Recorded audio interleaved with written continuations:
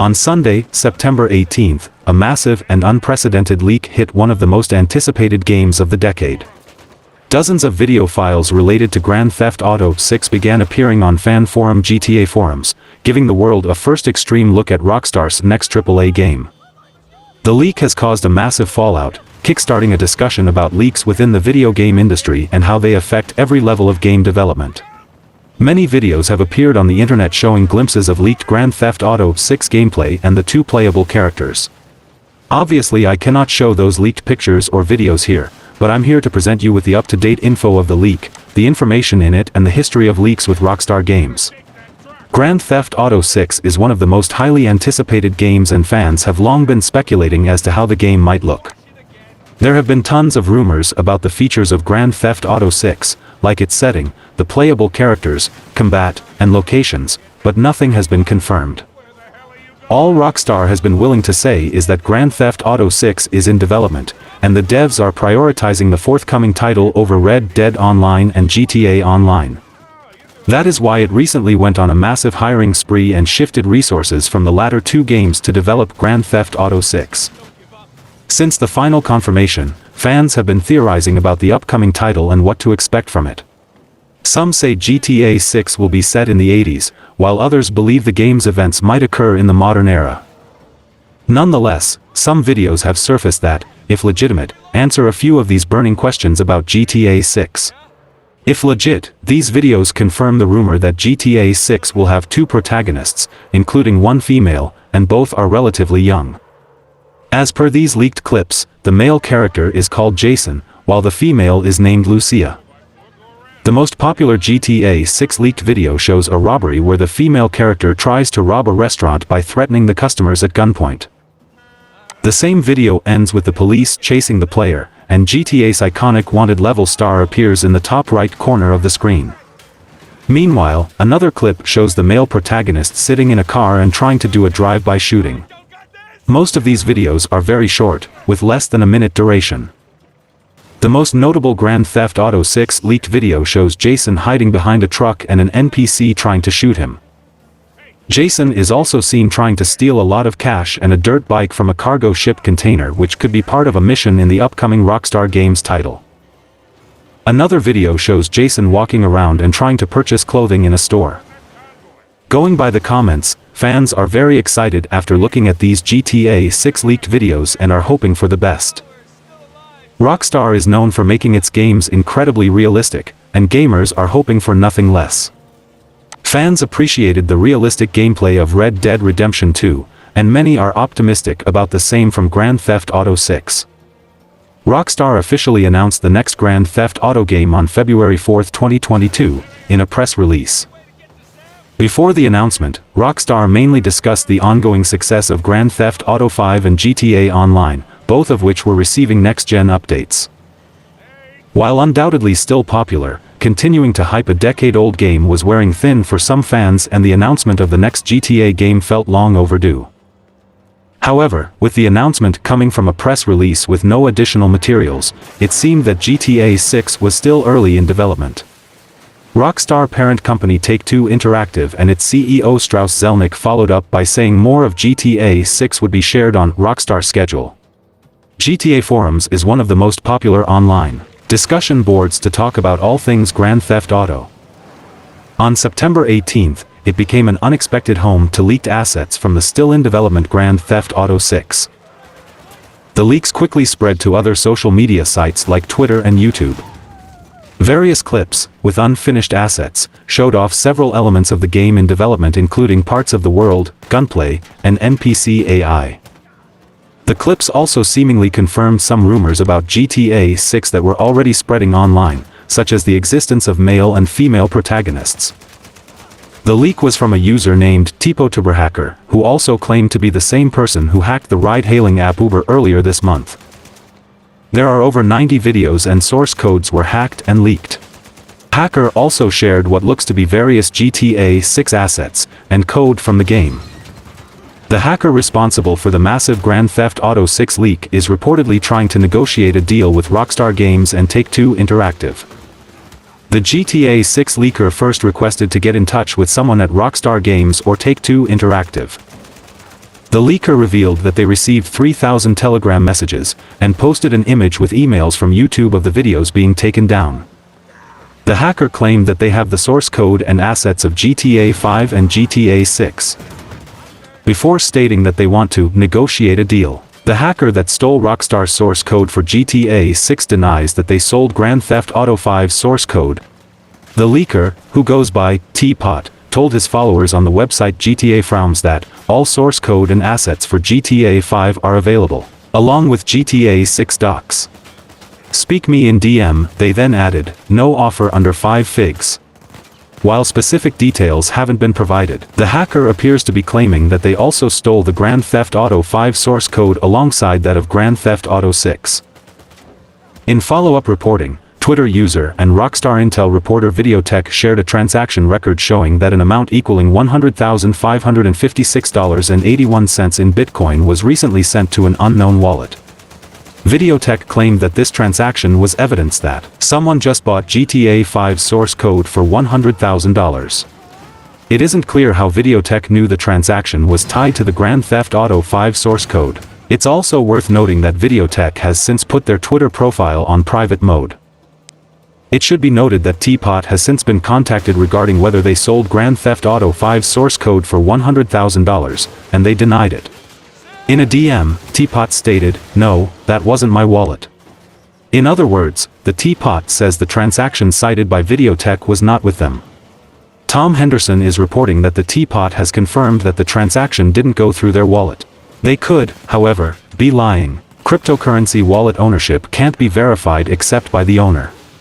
Should the source code for Grand Theft Auto 5 be shared publicly or put in the hands of nefarious actors, there would potentially be dire consequences for Rockstar and its parent company Take-Two. The source code would open up Grand Theft Auto Online and its users to increasingly unstoppable hacks, never mind making Rockstar itself vulnerable to further attacks. As for Grand Theft Auto 6's source code, the hacker says it's waiting for contact from Rockstar before any further action is taken. Teapot wants to be paid not to do anything further with the source code, but has stated that they're willing to sell the code if Rockstar doesn't open up communication.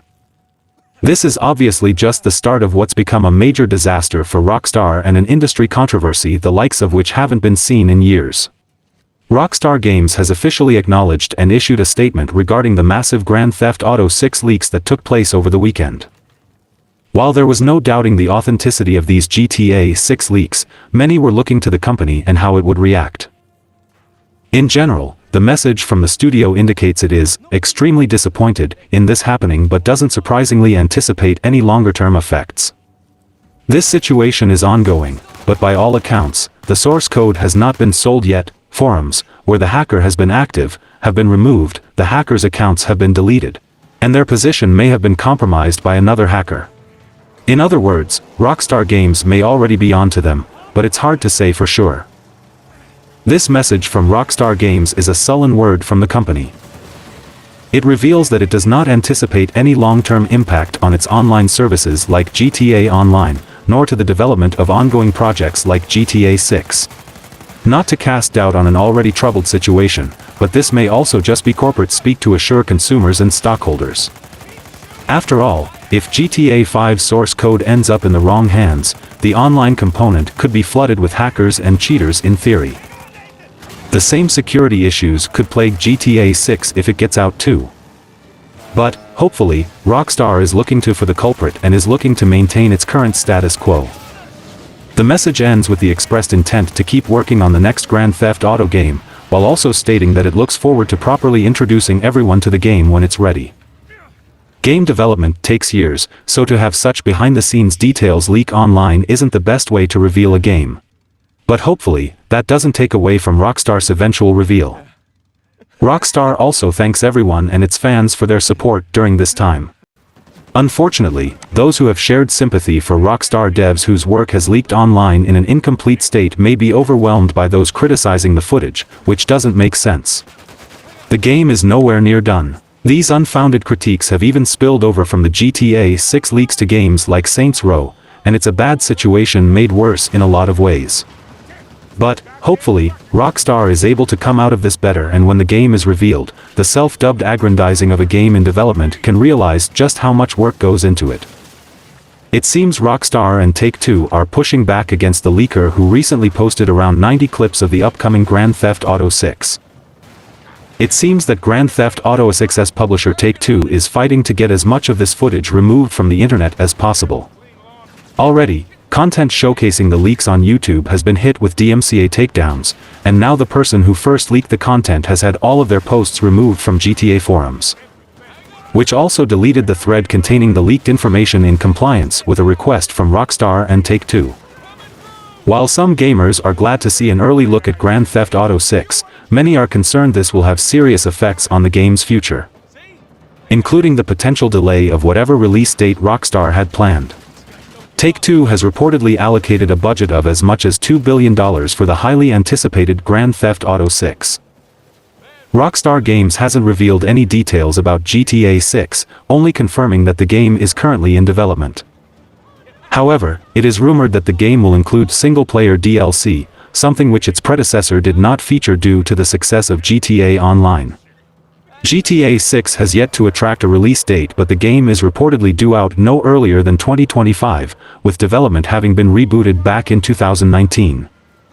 In the aftermath of this weekend's Grand Theft Auto 6 leak, the supposed hackers behind the cyber attack are reportedly being investigated by the FBI and the U.S. Department of Justice in collaboration with Uber.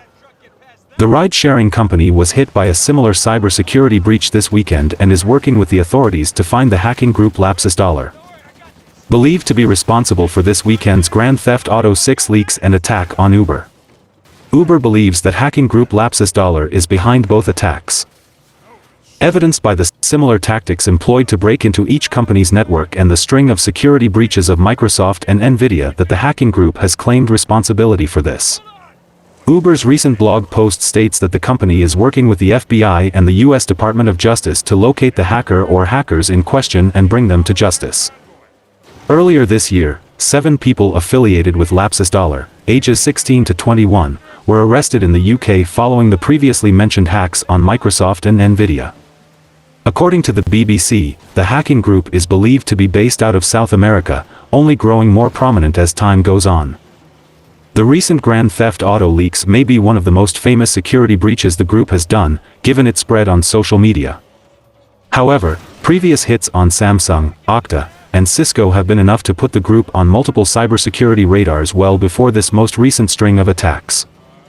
Now, a 17-year-old in connection with the Uber and Rockstar Games hacks has been arrested in Oxfordshire, UK.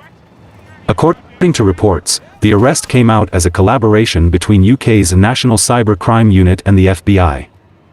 Former Reuters journalist Matthew Keys has said that police and the FBI will likely be giving a statement on the arrest at some point later. Whenever official statements come, it's possible that the GTA 6 hacker will remain unidentified because of their status as a minor. A hack and leak of this magnitude will still certainly result in severe legal consequences regardless, though. What those consequences will be remains to be seen, but more information on the situation and potential charges should come to light once the FBI releases its statement later. It's unclear when an official Grand Theft Auto 6 reveal will take place, and if this situation has potentially delayed Rockstar's marketing plans for the game. Rockstar has claimed that Grand Theft Auto 6 development has not been impacted by the leak. But it still remains to be seen when the reveal will happen and when fans will get to play the game for themselves.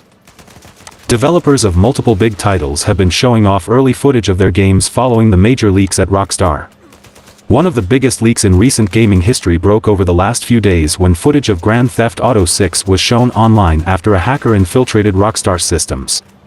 Plenty of gameplay footage from Grand Theft Auto 6 was shown, including images of the title's new female protagonist, the map for the game, and more. As the Grand Theft Auto 6 leak made its way around the internet, many gamers began to voice their opinions on the early build of the upcoming title. Some were of the belief that considering this the footage likely came from a very early version of the game, that this is a positive sign Rockstar has been making solid progress on Grand Theft Auto 6. However, there were those that thought the leaked clips and images represented a product near completion and critiqued the graphics of the game. One infamous tweet online stated that visuals are one of the first things done in video game development. This led to many experienced video game developers setting out to disprove this claim by showing early footage of their titles. The official page for Cult of the Lamb posted a side-by-side comparison between the game's early build, showing some blocky, dull visuals, and its current state. Cult of the Lamb combines a cutesy aesthetic with dark themes centered around the player building their own cult. Releasing this year, Cult of the Lamb has proven to be Devolver Digital's latest hit, showing that successful games don't always look phenomenal in their early builds. Beyond Cult of the Lamb showing off an early build, plenty of other games have seen their beginnings displayed in order to dispute the claim that Grand Theft Auto 6 should be sporting stunning graphics. Some early development footage of Control, Remedy's 2019 action-adventure game that won awards for visual design, showed strange, blocky structures. And a Jesse Faden that looks wildly different from what players may be used to. There was also an early version of the Thunderjaw from Horizon Zero Dawn, which looked more like a strange Lego creature.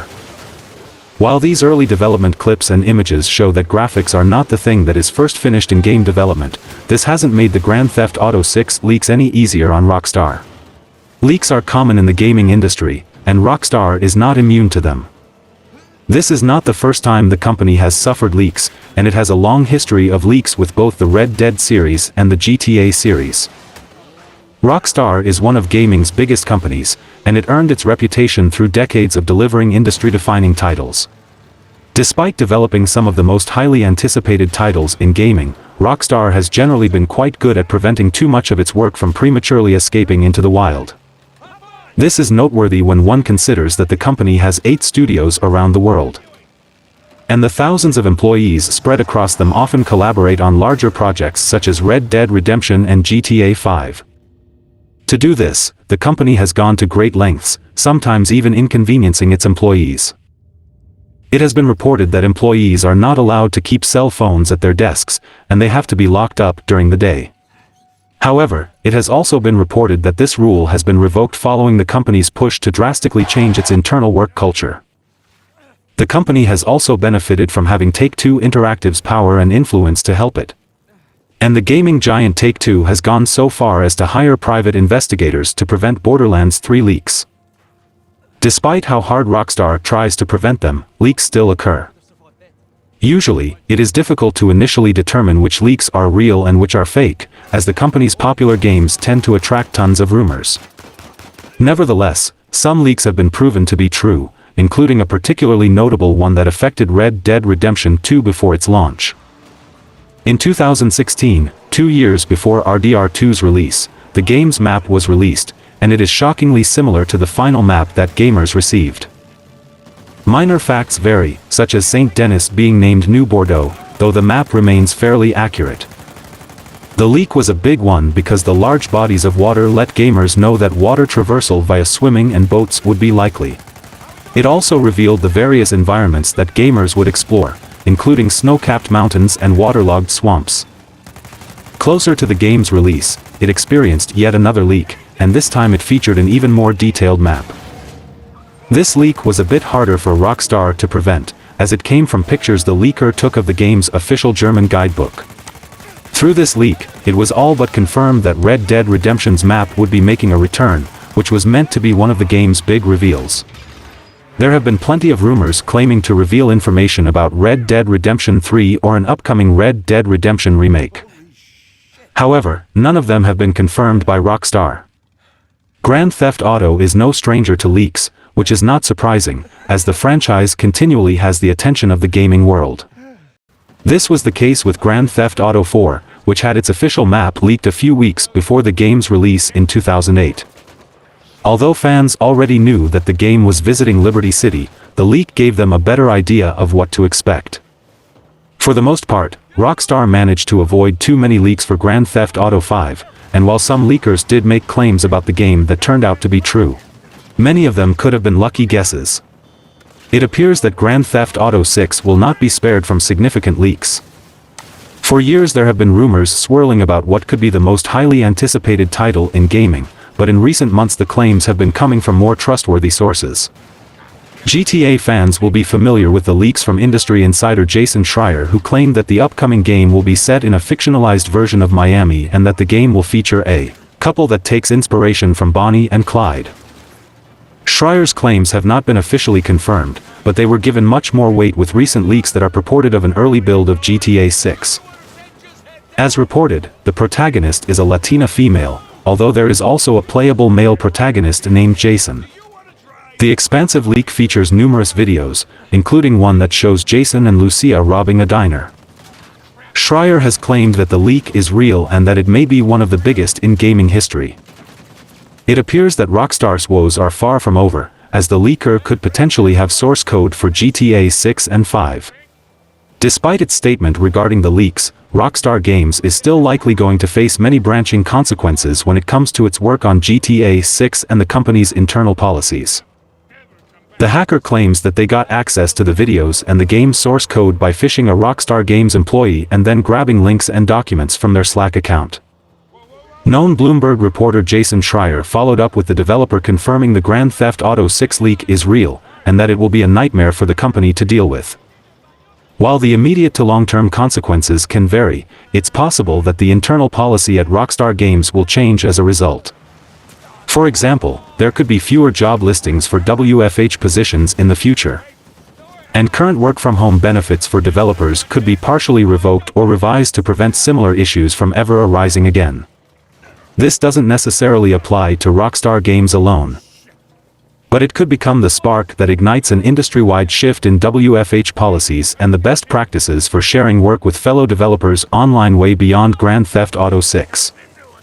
GTA 6's intended release date, which never made it to the public before the leak, could be pushed further to readjust assets, code, or even some of the defining gameplay features. Source code being in the open is much more threatening than actual alpha footage because, even if the string of code shared by the leaker is not for the whole game, it could still be used if unchanged to affect the experience of anyone playing online, be it via cheats or other forms of malicious behavior that goes to benefit the user or other people. Not only that, but if the code for GTA 6 is similar to a degree to that of GTA 5, which the hacker put up for sale, there could still be repercussions on the way Rockstar Games moves forward. Overall, the whole ordeal is quite grim, even if some players are just happily hoping for the prospect of GTA 6 launching sooner than they anticipated. Speaking of hacks and leaks, 2K confirms its online customer support service has been hacked, urging users to change their passwords and not open emails from 2K support. Publisher 2K has confirmed that its customer support service has been hacked, advising users to change their passwords and install antivirus software. The hack comes as the most recent in a string of attacks that have affected major game companies like Rockstar Games and Blizzard. Rockstar Games' high-profile hacking earlier this week saw major leaks from the in-development Grand Theft Auto 6 with gameplay videos surfacing online. Now, the newest compromise from 2K could have a much more malicious effect on the online platform's users. 2K officially confirmed that its online customer support platform had been hacked on Wednesday morning, claiming an unauthorized third party was able to obtain credentials for its help desk. 2K advised users to not open any emails from its customer support until the issue is resolved, with the emails reportedly containing links to malicious websites. Users who have already clicked links are suggested by 2K to change any password stored in browsers, enable multi-factor authentication with services that offer it, and install a reputable antivirus program. 2K's announcement regarding the hack went on to reassure fans that the publisher's support staff will not ask users for their passwords or personal information. 2K took down its online customer support shortly following the hack, confirming it would notify users when the portal is online again. The post also encouraged fans to use multi-factor authentication that relies on an authenticator app rather than text message verification. 2K support said it would update fans later on how to protect themselves from other malicious activity related to the hack. While 2K's recent breach was more malicious in nature, the gaming world has seen a number of high-profile hacks leaking information and videos from in-development games. Alongside the previously mentioned Grand Theft Auto 6 leak, Blizzard recently saw over 40 minutes worth of gameplay from the upcoming Diablo 4 leaked. The footage reportedly came from the game's alpha tests and was not the first time Diablo 4 had seen major leaks in recent months. And also Capcom got a massive breach last year, leaking the source code for Resident Evil Village and some screenshots from an early build of the game. 2K's massive hack comes as the publisher has a number of high-profile games set to release throughout the coming months.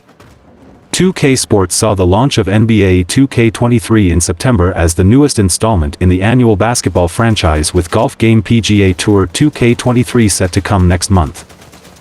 Gearbox's new Tales from the Borderlands is also scheduled to release in October, with Firaxis Marvel's Midnight Suns slated for December. The 2K support breach marks the newest example in a string of high-profile security compromises that have come throughout 2022. The 17-year-old hacker allegedly responsible for a major leak of Grand Theft Auto 6 development footage and possibly other resources has pled not guilty to the charge of computer misuse, although they did apparently plead guilty to breaching bail conditions. The teen accused of leaking Grand Theft Auto 6 material is currently being held at a youth detention center. A 17-year-old suspect had recently been arrested in Oxfordshire, UK, as the result of a collaborative investigation involving the FBI and the UK's National Cyber Crime Unit. And according to City of London Detective Inspector Michael O'Sullivan, the alleged hacker has pleaded not guilty to the charge of computer misuse.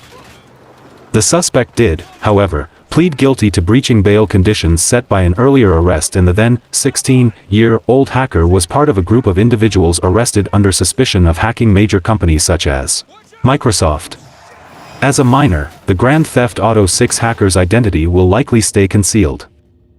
Previously rumored details such as Grand Theft Auto 6's male and female protagonists and its setting in Vice City have been corroborated by the leaked footage.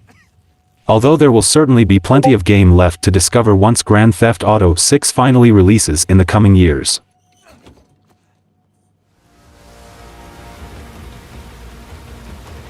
EA's Motive Studio, which is working on the Dead Space remake, has confirmed that it is also working on a single-player Iron Man video game. An Iron Man game from EA Motive has been rumored for weeks, but now fans have official confirmation that the project is real and in active development. Motive Studio didn't reveal many details about the in-development Iron Man game beyond that it is a single-player game with an original narrative. It will be looking to tap into the rich history Iron Man while also channel the complexity, charisma, and creative genius of Tony Stark. This seems to suggest that portions of the game will take place outside the titular Iron Man suit. But fans will have to wait for more concrete details to be sure.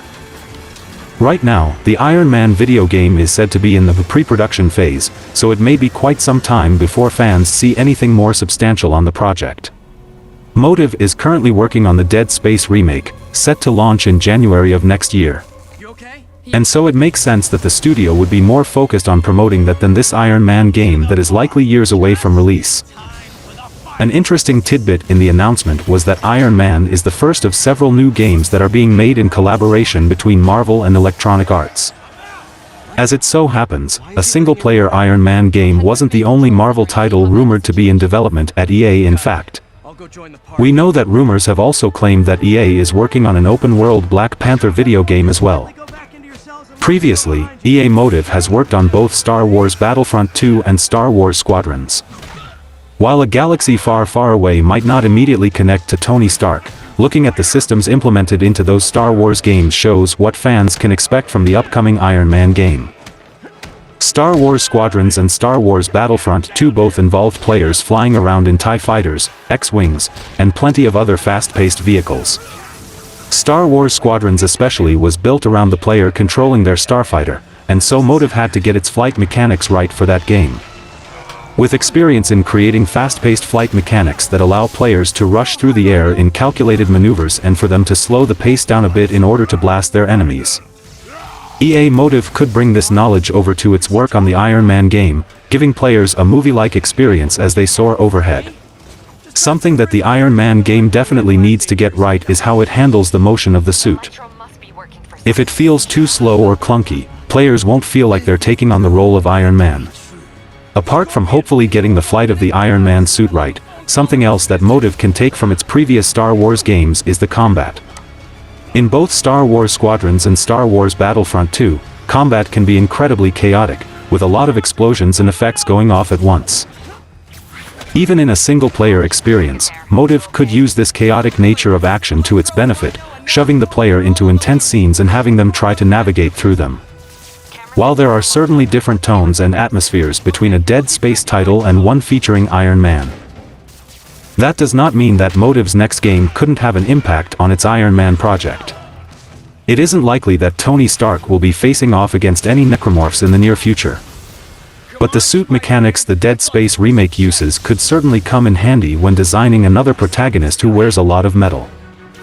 The Dead Space remake utilizes a new mechanic known as the Alive system, which allows for a much more realistic representation of Isaac Clarke. His breathing will become more rapid when faced with stressful situations, for example, and his movements will become slower, reflecting his fatigue. These could make for some interesting mechanics in the Iron Man game, as players wouldn't necessarily be left feeling invincible while wearing the suit, and it would help to reflect the man inside. Also, the Alive system has a big focus on audio design, changing Isaac's dialogue if he is low on health, has just fought off a necromorph or something along those lines. Again, this could make for some dynamic gameplay in the Iron Man game, as Tony could communicate differently with other characters depending on his situation. He might joke less, should he be low on health, for example.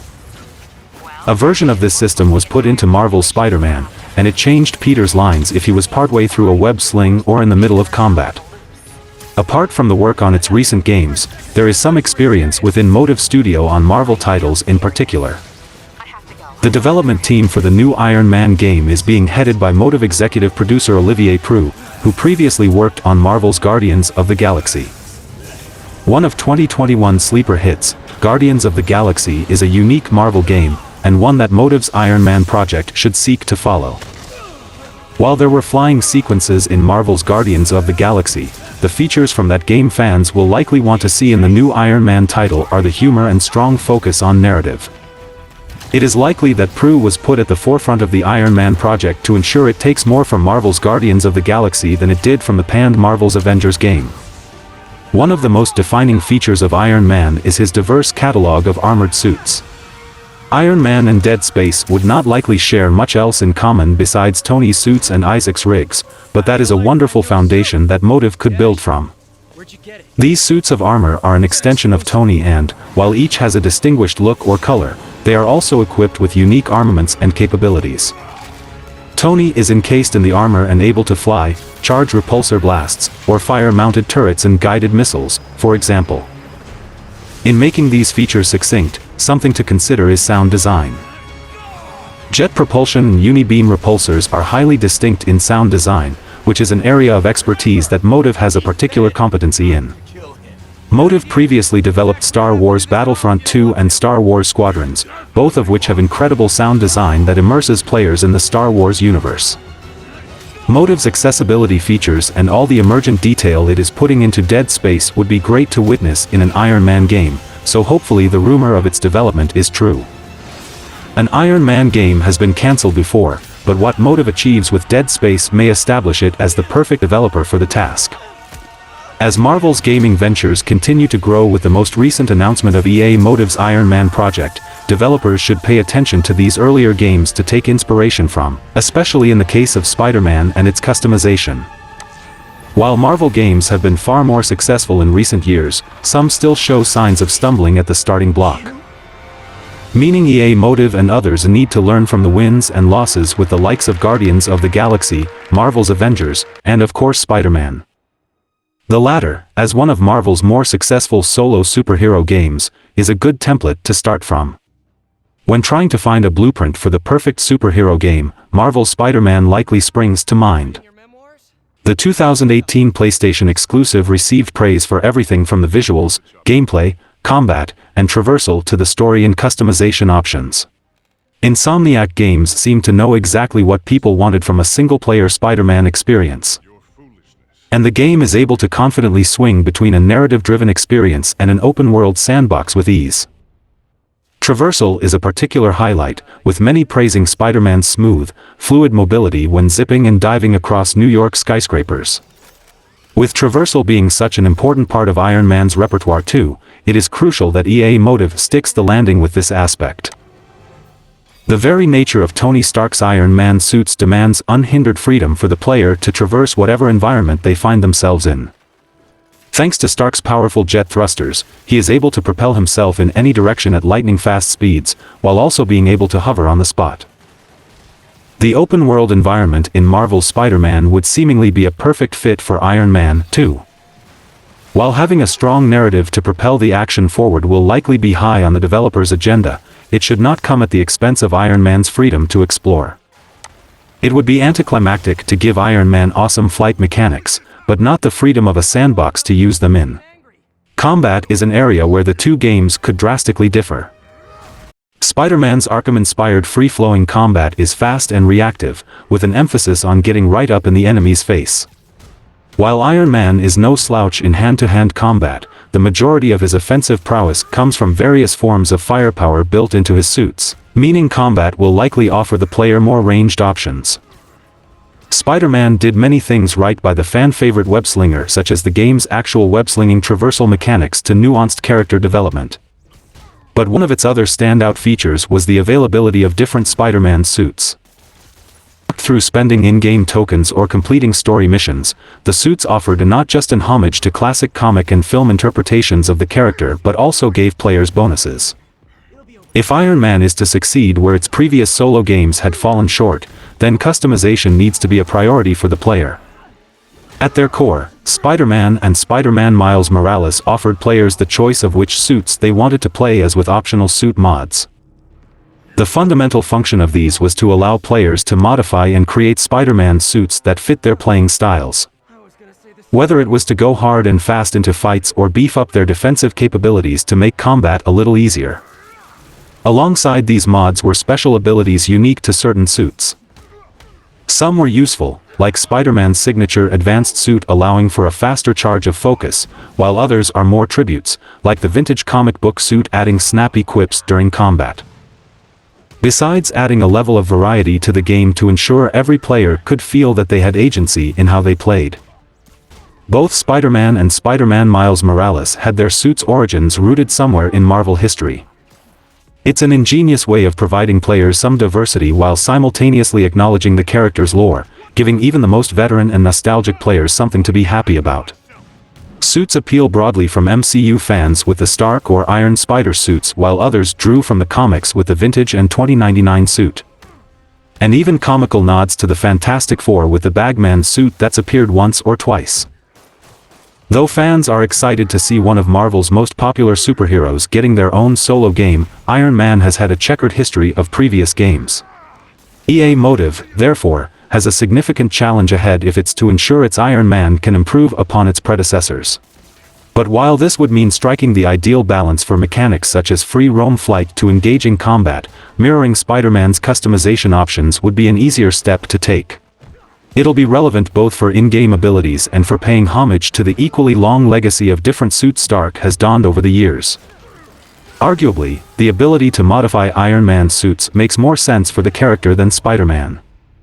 While the game presents Peter Parker as a budding genius, he doesn't match the wealth and resources Tony Stark has at his disposal. Customization would naturally need to align with the game's mechanics, so players can only speculate how that might translate into an Iron Man game. But it still leaves the door open for suits to pay tribute to classic and modern sources. Whether it's the numerous Iron Man suits from across the MCU to more niche examples like the Thorbuster or Deep Space models. Iron Man has already appeared in a handful of games, but none have fared particularly well with critics. Licensed games based on the first two Iron Man movies were met with a lukewarm reception. While his standalone Iron Man VR was criticized for being too repetitive despite the innovative flight mechanics on display. Then there was Marvel's Avengers, which ultimately failed to live up to expectations. The game has a narrative that felt more like an afterthought, with the focus instead being on the game as a live service experience with repetitive loot grinds. The Avengers don't feel or play differently enough when compared to each other, which is odd considering they all have unique fighting styles, strengths, and weaknesses.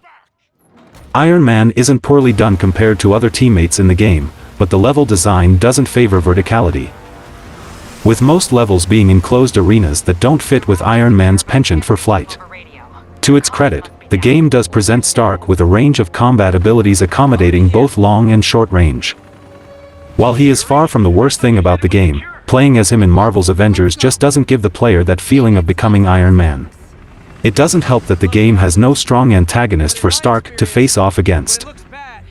Iron Man is at his best when he has a target to stand toe-to-toe with, while perhaps cracking one-liners.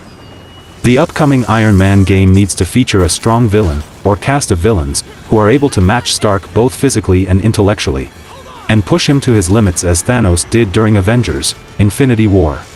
It can sometimes be hard to disconnect Marvel's superheroes from their MCU appearances.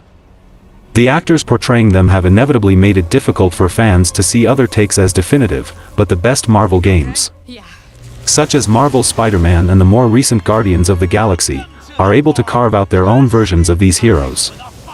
EA Motive must attempt to create its own Iron Man free from Robert Downey Jr.'s shadow. If it can do this, while taking on the best parts of the games that have come before it, the next Iron Man project could very well be his best showing yet. This is my wish list for the basics of the game, and we need to see the gameplay reveal to judge the game furthermore. They could start from where Anthem left off. Anthem was a flop, but the flight mechanics were really cool. And the new Iron Man game could borrow a lot of good things from Anthem.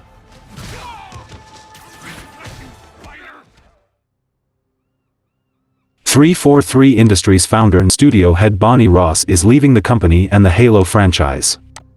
Bonnie Ross has been in charge of 343 Industries since the studio's formation in 2007, helping lead the charge on the Halo franchise after Bungie's split from Microsoft. Ross, who has worked for Microsoft in varying capacities since the mid-90s, confirmed her departure in a recent tweet. According to Ross, she is leaving 343 Industries and Microsoft due to an undisclosed family medical issue.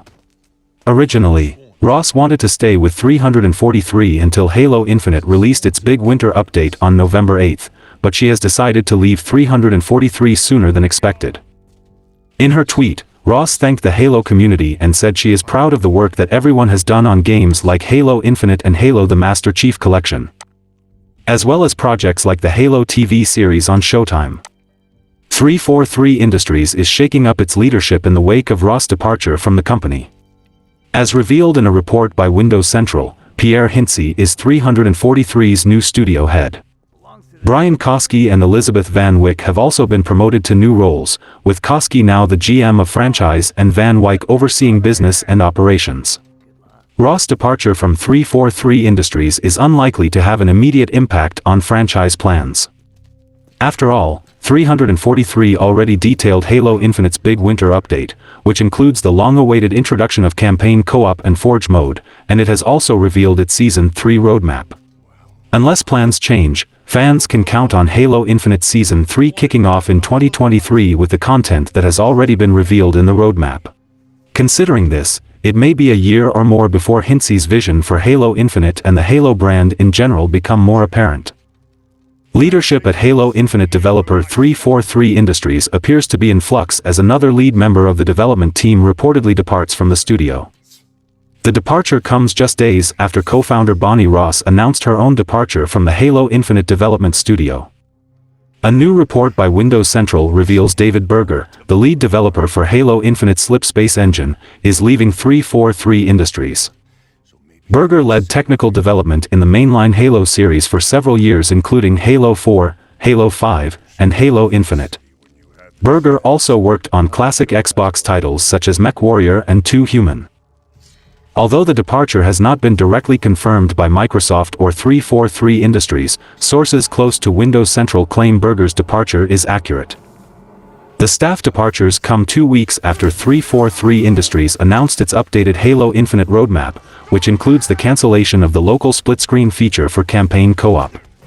As a result, some of the Halo community has been criticizing Microsoft and 343 Industries for its lack of direction and slow pace of development for Halo Infinite. Halo Combat Evolved kicked off the franchise and put players in the shoes of Master Chief as he fought to stop the Covenant from activating the powerful Halo ring. Halo 2 continued the tale of Master Chief and expanded the world of Halo significantly with the introduction of characters like the Arbiter. And Halo 3 capped off the original trilogy with a high-stakes finale that saw the end of the Human Covenant War. Bungie returned for a prequel story with Halo Reach that followed brand new characters, and then the studio bowed out to create Destiny. 343 Industries stepped in to continue the story of Bungie's world with the Reclaimer saga. Halo 4 saw Master Chief fight back against a new Covenant splinter group and the brand new Prometheans. The story was well received, but many believe that it was not on par with the storytelling of Bungie. On top of that, 343 made the controversial choice of removing Firefight in favor of Spartan Ops. Halo 5 Guardians was 343's second attempt at a Halo game, and it proved very divisive within the community. The game continued the story of Halo 4, except it took it in a whole new direction. Players experienced a campaign from two perspectives that saw the new Fire Team Osiris hunting down Master Chief and his blue team. Many critics felt like the campaign took a step backwards and was a far cry from what players had come to expect from Halo. The multiplayer was also vastly different from everything that had come before with the introduction of Warzone and REQ packs. Halo Infinite was supposed to be the next big leap for the franchise, but so far, it has not panned out. The campaign went for a more open-world approach, but it seemed to have thrown out much of the other two games as it introduced a brand new adversary and skipped a lot of events that dealt with the aftermath of Halo 5. The multiplayer was also supposed to be a return to form for the franchise, but was lacking content for a lot of players. 343 Industries has made decent Halo games, but each title seems very different from the last. The stories do not always flow into each other and the gameplay can be vastly different. It feels like 343 does not know what it wants to do with the Halo franchise, and the cancellation of promised features only drum up more controversy for its handling of the franchise. The handling of Halo Infinite and its multiplayer has given 343 Industries a bit of a bad reputation. The multiplayer went free-to-play this time around and was supposed to last a while, but many players have chosen to go back to the Master Chief Collection instead. It was missing various fan-favorite modes at launch, too, and is marred with a battle pass that is filled with lackluster rewards. Recently, 343 Industries has also come out saying that the planned couch co-op would not be appearing in Halo Infinite.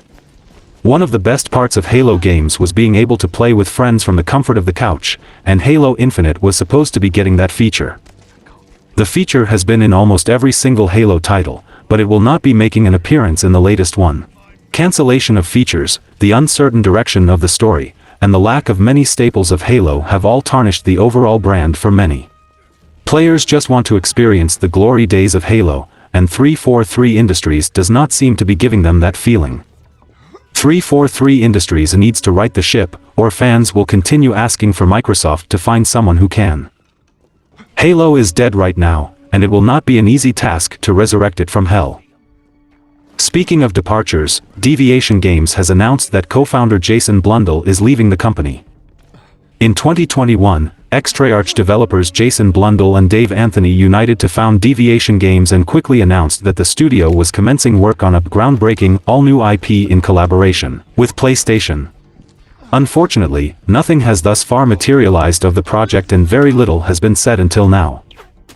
On September 9, 2022, Deviation broke its near 7-month radio silence on Twitter to confirm that Blundell had indeed stepped down from his role with the studio, which will now be helmed entirely by CEO Dave Anthony. Anthony established an impressive pedigree with Treyarch alongside Blundell, having been a part of some of the most important releases in the Call of Duty franchise such as Call of Duty World at War and the ever-pervasive Call of Duty Black Ops 2. The void created by Blundell's departure from Deviation will be filled by Westwood Studios co-founder Lewis Castle.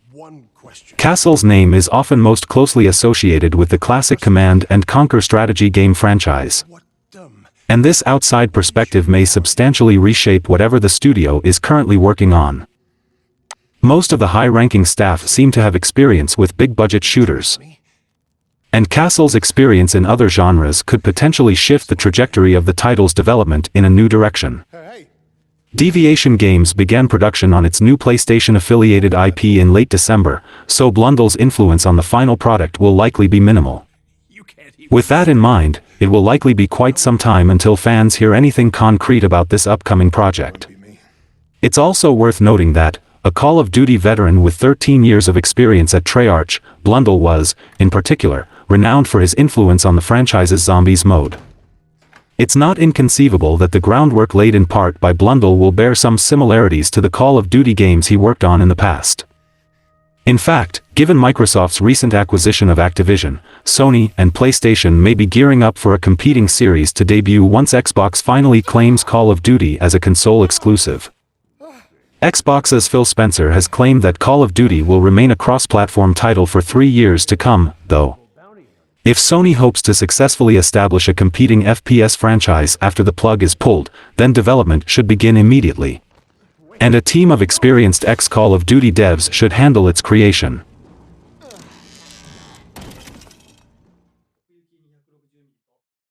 According to a recent report, Sony is planning to release a new PlayStation 5 console model in 2024 with a detachable disc drive. Sony has made small tweaks to its PlayStation 5 console since the system's launch in 2020, but now it seems a more drastic change could be on the way.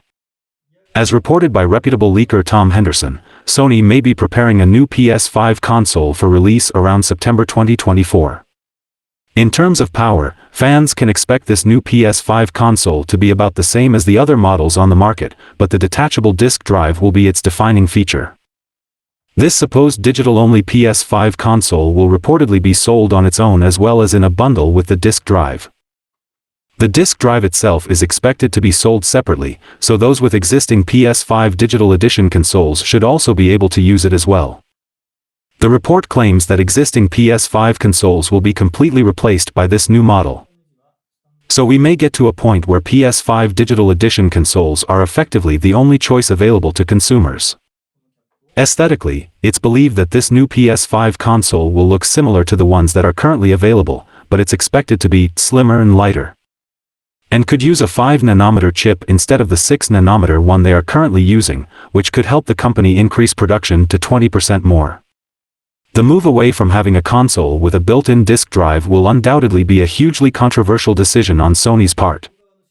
Though the detachable disc drive should alleviate concerns for those who still prefer physical media. Eventually, it's likely that video games will move away from physical media completely.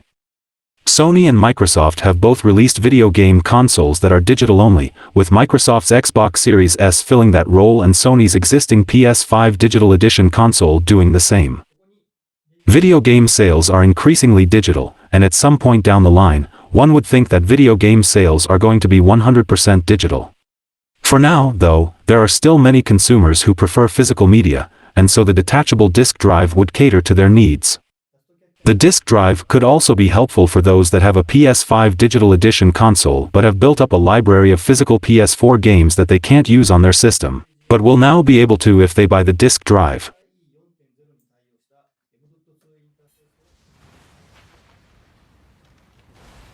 Sony's September 2022 State of Play makes a strong presence with its reveals and trailers, including a phenomenal look at God of War Ragnarok. As a lead-up to Tokyo Game Show 2022, the 20-minute State of Play discussed 10 titles across PS4, PS5, and PSVR2. Though this event was smaller in scale, acclaimed developers like Bandai Namco, Koei Tecmo, and Ryu-Ga Gotoku, RGG, Studio all had a presence. With a surprise new trailer for God of War Ragnarok thrown in to really get fans' blood pumping. As a lead-up to Tokyo Game Show 2022, the 20-minute State of Play discussed 10 titles across PS4, PS5, and PSVR2. Though this event was smaller in scale, acclaimed developers like Bandai Namco, Koei Tecmo, and Ryu-Ga Gotoku, RGG, Studio all had a presence. With a surprise new trailer for God of War Ragnarok thrown in to really get fans' blood pumping. Bandai Namco is officially working on Tekken 8, the developer announced as part of Tuesday's PlayStation State of Play. Tekken fans have been anxiously awaiting news regarding the future of the franchise after Bandai Namco dropped a major teaser during EVO 2022. Few expected a surprise announcement during a September PlayStation State of Play, though.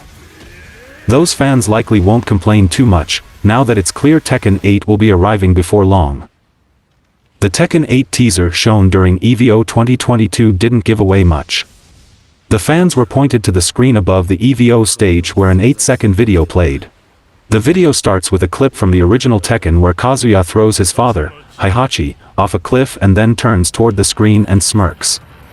Only, as the original PlayStation-era Kazuya smirked, he transformed into a modern high-fidelity version of himself. Video then ended with a message reading, "Get ready." Tekken fans are hopefully now ready, as the PlayStation State of Play announcement trailer for Tekken 8 didn't hold back. Captured from a PlayStation 5, the trailer started with an in-engine cinematic showdown between Kazuya and his son, Jin Kazama. The trailer then segues directly into gameplay with the pair battling on a rocky stage, rain pouring down, and crackling lightning in the background. The trailer ends with Gene activating his devil gene to take an advantage in the fight. A blog post from Tekken 8 chief producer Katsuhiro Harada has since confirmed that this sequence is taken from Tekken 8 story mode. It's real-time gameplay running at 60 frames per second on PlayStation 5. Harada asks Tekken fans to notice the updated character models, how the rain droplets roll off characters' skin, the stage's dynamic weather effects, and the seamless transitions between gameplay and cinematic flourish. Harada hopes it's clear how Tekken 8 sets itself apart from Tekken 7. To say that Tekken 8 sets itself apart from Tekken 7 is a significant under-exaggeration. Tekken 7 was originally released on arcade machines in 2015, eventually arriving on PC and consoles in 2017. It's a 7-year-old game. That's not to say Tekken 8 isn't visually impressive, it absolutely is, but it's also clear this is more than just a generational step forward. While today's Tekken 8 announcement trailer is certainly more substantial than the teaser shared during EVO 2022, it's also a teaser in its own right. Harada confirms that while Tekken 8 is in development, it isn't far enough along for Bandai Namco to confirm a release date yet. He asks fans to wait a little longer, which they'll likely find easier now that Tekken 8 gameplay has been shared. It's been confirmed recently that Tekken 8 is in development and that the studio will be using Unreal Engine 5 to make it. With a long history, stretching back across decades, the series has been a staple for many gamers, with the third entry going down as one of the best fighting games ever, up there with the likes of Street Fighter 4 and Soul Calibur. The fact that there are 8 installments in the franchise, plus a few spin-offs, doesn't seem to have dwindled the popularity of the games. Recent IGN interview, Bandai Namco Entertainment General Manager Katsuhiro Harada said that the team had made the move to Unreal Engine 5 for this Tekken installment. This will represent the second game in the series to use Epic's Unreal software, with 2017's Tekken 7 using UE4. Before that, the games utilized in-house development kits. Harada says he is very excited about the move to UE5, adding that all models from Tekken 7 have been totally discarded, with everything being rebuilt in Unreal. He goes on to say that Tekken 8 originally started on Unreal Engine 4 before the assets were ported over to the new software. The first request on many Tekken 7 players' minds is high-functioning rollback netcode. Tekken 7 technically has rollback netcode already, but the way it's implemented makes it difficult to notice and essentially useless. It's a testament to how many players enjoy the game that its online modes are still populated even after all this time. Still, with rollback becoming ubiquitous in modern fighting games, Tekken 8 would be a joke without it. With any luck, good online play and even crossplay should be in Tekken's future. Building off of that, getting into fights quickly should be a focus. This is something a lot of fighting games have to juggle, as transitions into matches are often good places for loading and flashy cinematics. As iconic as Tekken's "Get ready for the next battle" video is, it could do with being cut down a few seconds. In addition, more attention paid to in-game lobbies would be nice. Tekken's existing solution of searching for opponents works and should be kept, but the option to load into a lobby environment will draw in some players looking for a social experience. This could be as in-depth as Street Fighter SX's Battle Hub or use a simplified art style like Arc System Works lobbies, but a place to show off a player's custom fashion would be nice. Speaking of which, Tekken 8 needs to pay close attention to enhancing its single-player experience. The story mode had high enough high points to justify refinement, hopefully with some new features and possibly even an exploration element. Bringing back segments that play out like Tekken 6's scenario campaign story mode wouldn't be bad, and could add a lot of replay value to players not interested in competition. Tekken 7's deep character customization and modes feeding into unlocking cosmetics should also be kept. And arcade mode should return to being a distinct entity from other modes with its own story content and animated scenes. Some tools to help out the competitive side would also be appreciated. Tekken 8 should make sure to deliver a dynamic and rich training mode to players of all types, and should include some requested features. For one, frame data should no longer be paid DLC, and adding a hitbox viewer in as compensation would be greatly appreciated. The Tekken franchise is notoriously opaque, and giving players the tools to unravel its mysteries should help developers and competitors alike. In addition to improving training mode, Tekken 8 should be the first mainline Tekken with an expansive tutorial. Many important quirks with the franchise go unexplained, and players even had to make an app to teach throw breaks. Vital knowledge like that needs to be in the game somewhere. It wouldn't be a Tekken game without a Tekken roster, and it's expected that many series regulars will return once again in Tekken 8. It's difficult to make any requests after the expansive rosters of Tekken Tag Tournament 2 and Tekken 7, but some exciting guest characters certainly wouldn't be out of line. At least one should be worked into Tekken 8's launch roster like Akuma was in Tekken 7, especially if there's a chance for them to show up in the story. Also, the idea of custom characters made like Soul Calibur SXS Create a Soul would work great with Tekken's existing costume customization. Item moves could even be expanded to allow for partial moveset replacements in casual play. And, if at all possible, every character should have an animated arcade ending growing their lore like they did in past Tekken games. Tekken 7's lackluster character stories were a total letdown, and T8 should make up for them. Touches like animated endings that really make Tekken entries memorable, and something like Tekken Ball or Tekken Bowling would have a lot of appeal in Tekken 8. On top of that, the gameplay reveal trailer implied that there would be more cinematic elements to Tekken 8's fights, which is a good direction. The way Tekken 7 slowed down potentially match-ending trades was great, and Tekken 8 leaning into that in the middle of fights would be exciting. Cinematic angles off of hard knockdowns might be too much, but would keep pace with Guilty Gear Strive's wall breaks. Finally, a small new offensive or defensive mechanic could keep the gameplay fresh and would definitely help players recognize that they are playing a whole new game with Tekken 8. As far as father and son relationships go, Kazuya Mishima and Jin Kazama don't set a good example. They are central figures within the Tekken franchise alongside Kazuya's father Heihachi, and they've been in conflict since the series' inception. Their complex relationships are constantly under the spotlight, so it's no surprise that the recent debut trailer for Tekken 8 featured Jin and Kazuya engaged in a battle of epic proportions. Over the course of Tekken's 7 main installments, Jin, Kazuya, and Heihachi have crossed paths repeatedly, and despite brief alliances, none have been able to stay on the same page for long. Whether it's Heihachi's selfish quest for power, or Kazuya and Jin's drive for revenge, the Mishima family is as fierce now as it was when the series debuted over 25 years ago. With Heihachi's supposed death suggesting Tekken 8 could break a long-standing tradition by leaving the wily old warrior out. The stage is set for Jin and Kazuya's rivalry to come to a thrilling climax. Kazuya Mishima had a rough childhood. At 5 years old he discovered his mother, Kazumi Mishima, was murdered at the hands of Heihachi. Furious, he confronted his father, but was promptly defeated and thrown off a cliff. Heihachi feared his son possessed the same genetic curse as his mother, called the Devil Gene, and hoped this experiment would coax this evil entity out of Kazuya. The powerful gene, passed down through generations, draws out its host's worst traits and becomes active when the host has a fatal or near-death experience. Sure enough, Kazuya's devil gene activated, and he was able to survive the fall. With his strength on full display, the rest of Kazuya's childhood passed relatively uneventfully, with Heihachi continuing to train his son every day. During the events of Tekken, Kazuya was able to win the first King of Iron Fist tournament, defeating his father, and dropping him off a cliff as revenge. Tekken 2 saw Kazuya's true nature exposed, and after entering a short and violent relationship with Jun Kazama, the devil within him tried to take over. This inner turmoil allowed Heihachi to return, beating him in the final of the second tournament. Following his victory, Heihachi took Kazuya high up in a helicopter and dropped him into a volcano, seemingly killing him. However, Kazuya managed to pass the devil gene to his unborn son, Jin.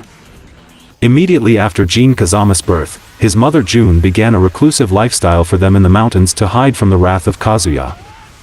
After foreseeing an imminent danger in the form of Ogre, June explained Jin's origins and asked him to seek out his grandfather Heihachi in the event of her death. After Ogre killed his mother, Jin swore revenge and began training under his grandfather, becoming a master of Mishima-style karate. Upon winning the third King of Iron Fist tournament during the climax of Tekken 3, he defeated Ogre, but was blindsided and shot in the head by Heihachi, who was once again serving his own selfish interests. This woke Jin's dormant devil gene, and he swore revenge once more. Many years later, Kazuya would come face to face with his son for the first time during Tekken 4. In a lab where Heihachi had hoped to extract the devil gene from his grandson to further his own ambitions. Kazuya managed to subdue and control his devil within, but ultimately Gene unleashed his power to defeat his father and grandfather before once again flying off into the night. Following his defeat, Kazuya became CEO of the mysterious G Corporation, and found himself once again in direct conflict with Gene after he seized control of Heihachi's company, the Mishima Zaibatsu. During Tekken 6, Gene began to suffer with his own internal power struggle, and declared war on the world, attacking corrupt governments and seeking to eradicate the devil gene by drawing out the demon Azazel. Kazuya's G Corporation was the only organization that stood any chance of defeating Jin's Mishima Zaibatsu, and so a full-scale war was declared. This led to a battle that ended with Azazel's death and Jin's disappearance. Heihachi, who had been waiting in the shadows, seized the chance to take back control of his company. This did not end the war, however, with Kazuya and Heihachi continuing to relentlessly pursue each other throughout Tekken 7. This climaxed with an epic battle on an active volcano, and Kazuya gained the upper hand to kill his father by dropping him into the lava below. Gene, who had been discovered by his allies and nursed back to health, swore to take revenge on his father. With Heihachi now removed from the equation, it would appear that the time has finally come for Gene and Kazuya to settle their score in Tekken 8. Perhaps the long-running Mishima feud could finally be drawing to a close in this next installment. While it seems inconceivable to think of a new Tekken game that doesn't feature Heihachi, many wonder if the trailer's focus on his offspring may indicate a shift in the series' lore. The wily old warrior has constantly been the main reason for the Mishima family's conflicts. Whether battling with his son Kazuya Mishima, his grandson Gene, or his wife Kazumi, all of whom carry the powerful devil gene, Heihachi is always the focal point.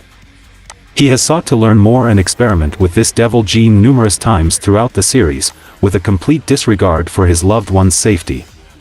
To say he heads up a dysfunctional family is something of an understatement, and while his motives have not always been sadistic, he has made a series of selfish decisions over the years that have had some devastating consequences for his family.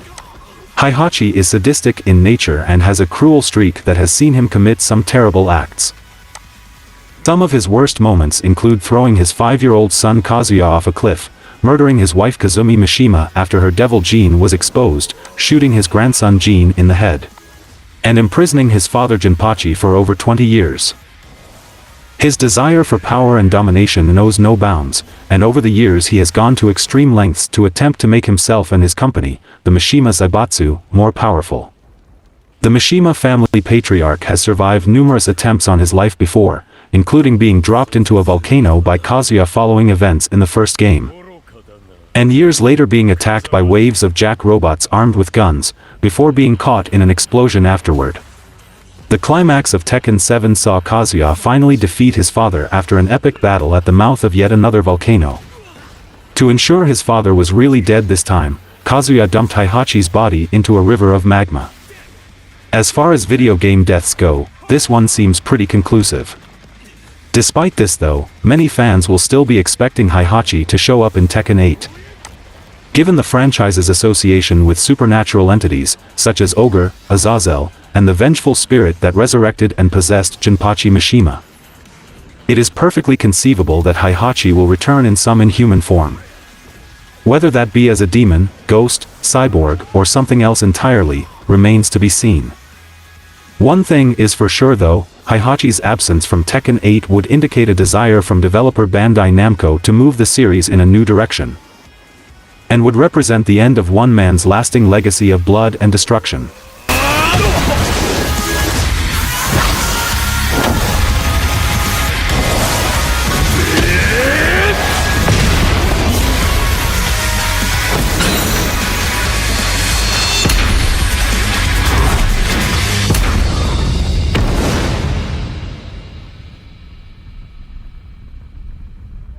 Japan for the first time. Sega announces Like a Dragon Ishin, a remake of a 2014 spin-off Yakuza game, is currently in development.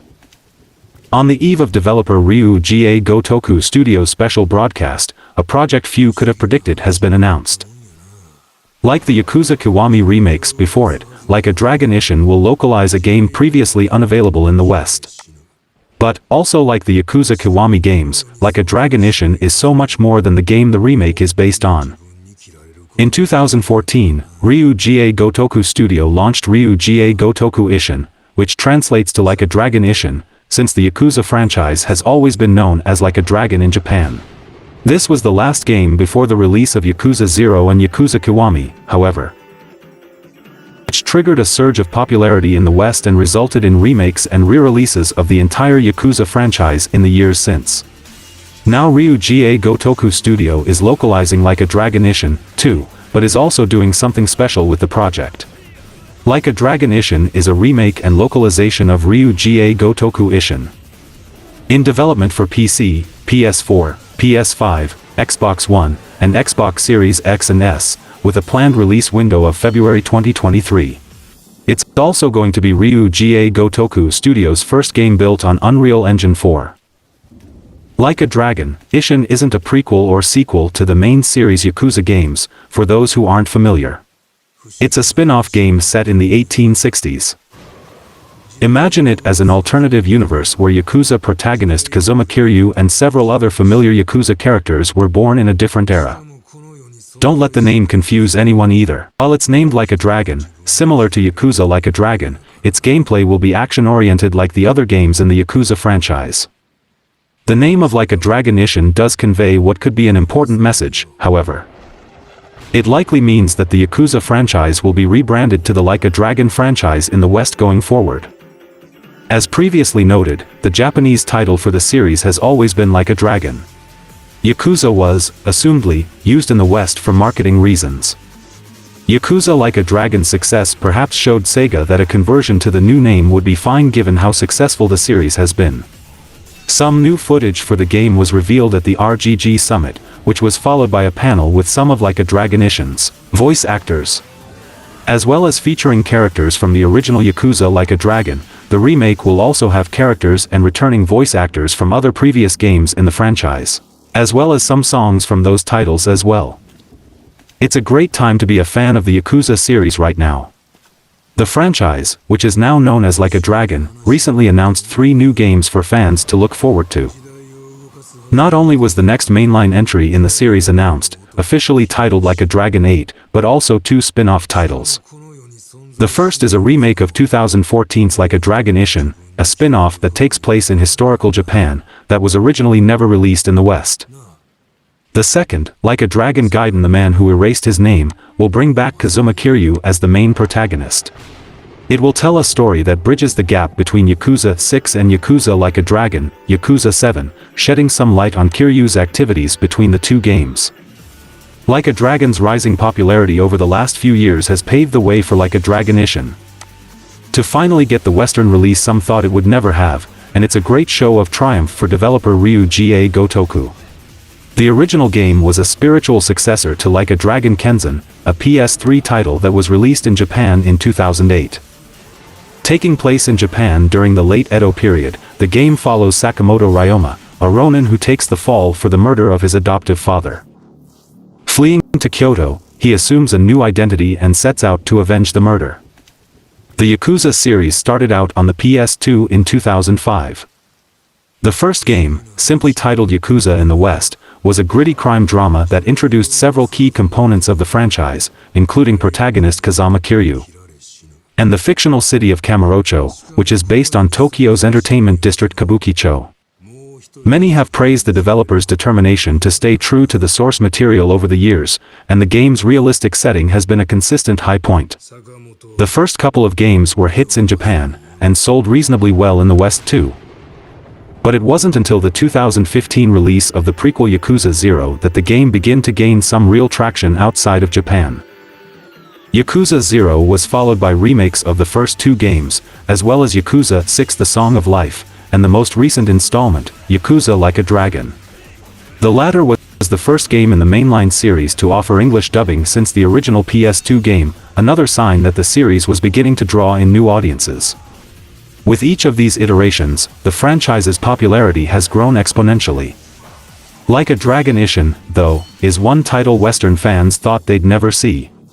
Ryuji Gotoku had expressed concern that the game's late 1800s Japanese setting would have felt alien to Western audiences. Some words and themes used in the original game are not even familiar in modern-day Japan, let alone the Western world. And this was enough to convince the developer that the game would probably fall a little flat if given a Western release. All of this started to change, however, thanks to the series' growing fan base, as well as a sharp increase in the rise of Japanese-style action RPGs in recent years, such as Ghost of Tsushima and Nioh 2. In a recent interview with Fanbyte, executive producer Masayoshi Yokoyama said the team had paid attention to Ghost of Tsushima in particular, and how a game with a very Japanese setting, made by Americans, had been so popular. This gave Ryuji Gotoku the confidence that the game could succeed in America too. The original Like a Dragon Ishin was released for the PS3 and PS4 in 2014. It took all of Yakuza's characters, themes, and gameplay elements, and placed them into a historical Japanese setting. From footage released so far, the remake looks to be sticking close to the original.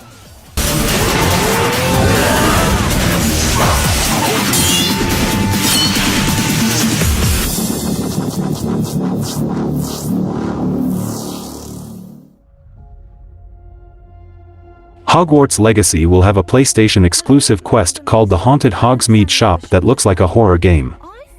Hogwarts Legacy has been tied to the PlayStation brand since the game was first revealed at the PlayStation Showcase in September 2020, and so it's been featured at PlayStation events ever since. Sony hosted a lengthy Hogwarts Legacy State of Play earlier this year that gave fans a deep dive into what to expect from the game. It showed extensive gameplay, revealed story details, and let fans know exactly what kind of action RPG Avalanche Software is building. Harry Potter fans across all platforms will be able to enjoy most of what Hogwarts Legacy has to offer, but those on PlayStation will have the chance to try an exclusive quest. Hogwarts Legacy was featured at the PlayStation State of Play for September 2022, where its PlayStation-exclusive quest was revealed to the world. Those playing Hogwarts Legacy on PS4 or PS5 will be treated to the Haunted Hogsmeade quest, which includes access to an extra dungeon, the shopkeeper's cosmetic set, and access to a special Hogsmeade shop that will be unavailable in other versions of the game. Perhaps most interestingly, the Hogwarts Legacy PlayStation exclusive quest has a distinct horror vibe to it. In the trailer, the Hogwarts student is visiting a shop in Hogsmeade, a town close to Hogwarts Castle that older students visit in their off time. While there, they discover a ladder leading down to some kind of hidden area that is populated by what appears to be living, hostile mannequins. What happens next genuinely looks like it belongs in a horror game, with trippy visuals, doors opening by themselves, and spiders crawling around. At the end of the new Hogwarts Legacy trailer, it's revealed that the Haunted Hogsmeade Shop quest will be exclusive to PlayStation customers until February 10, 2024. This date is set exactly 1 year after the game's original launch, so it suggests that PC and Xbox players will have to wait until then before they can play the Hogsmeade quest. Even then, the exact date for its release on other platforms is not specified, so it may take longer for the quest to become available. During the most recent State of Play event, gamers got another glimpse of Hogwarts Legacy. Like prior trailers, the latest one suggests that the upcoming game will be one filled with dark magic and sinister mysteries. Players were introduced to a new character named Madame Mason, and she owns a shop in Hogsmeade. She is hoping to sell the shop, although the bargain she is offering is suspicious. It is revealed that Madame Mason has had bad luck with her last few tenants, and it is suggested that dark magic is afoot. To find out more about Madame Mason and her mysterious shop, gamers will have to purchase Hogwarts Legacy on PS4 or PS5, as the Haunted Hogsmeade Shop quest is exclusive to PlayStation. The quest includes an additional dungeon, a shopkeeper's cosmetic set, and the in-game Hogsmeade shop which players will presumably explore.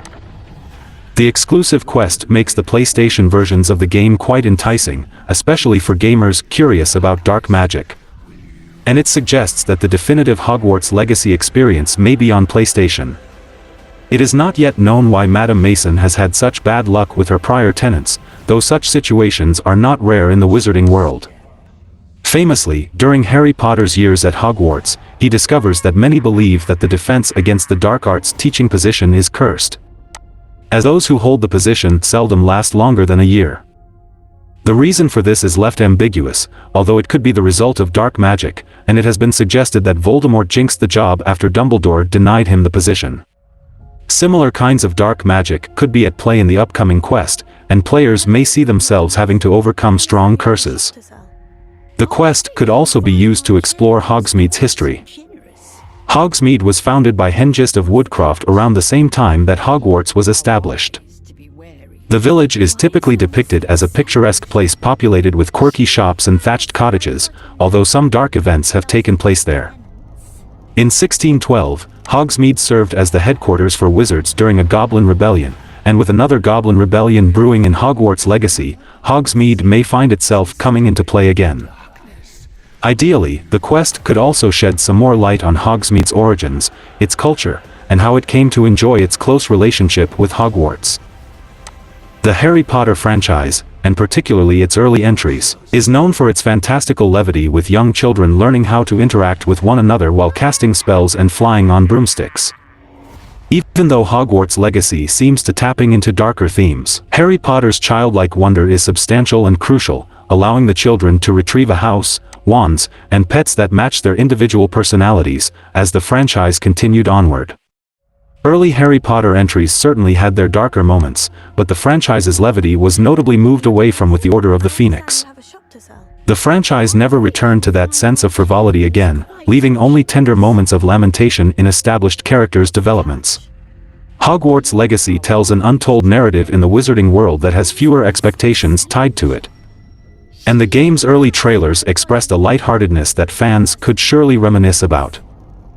Hogwarts Legacy's open-world exploration seems to invite players warmly into many activities.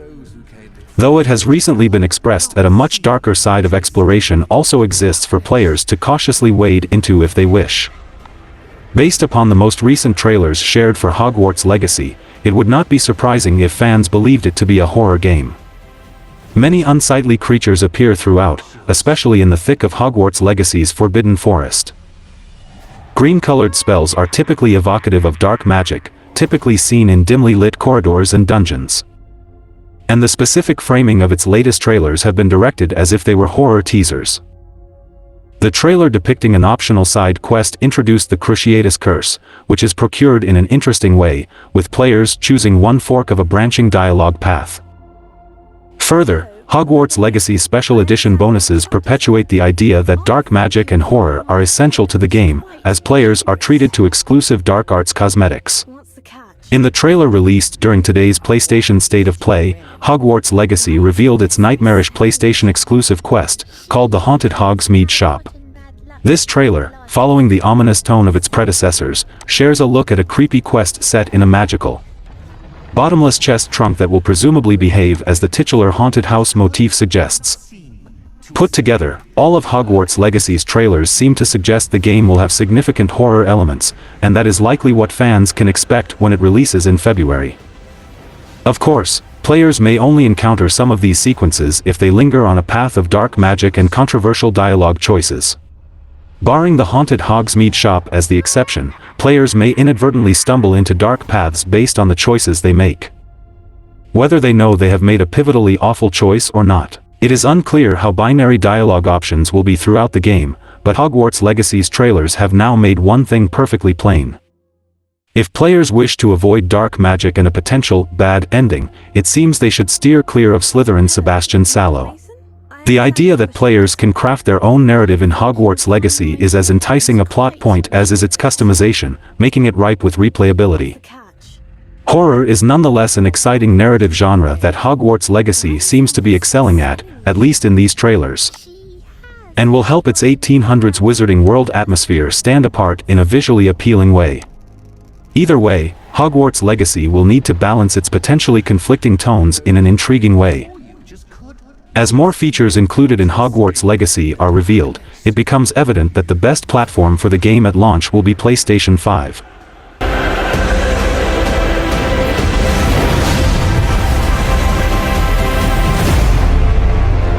Watch your step.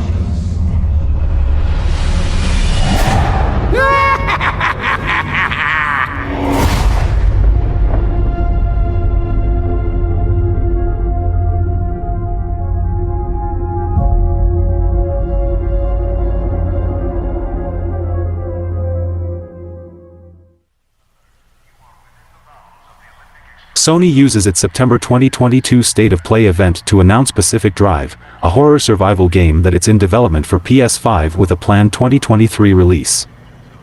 Pacific Drive is being developed by Ironwood Studios, a studio based in Seattle, Washington. Pacific Drive is Ironwood's first game, and Sony choosing to showcase it at the September 2022 State of Play suggests that the company has confidence in the project. Described as a first-person driving survival game, players in Pacific Drive explore the Olympic Exclusion Zone. In the world of Pacific Drive, the Olympic Exclusion Zone is a portion of the Pacific Northwest that was seized by the United States and walled off after government experiments caused severe radiation, environmental collapse, and supernatural horrors.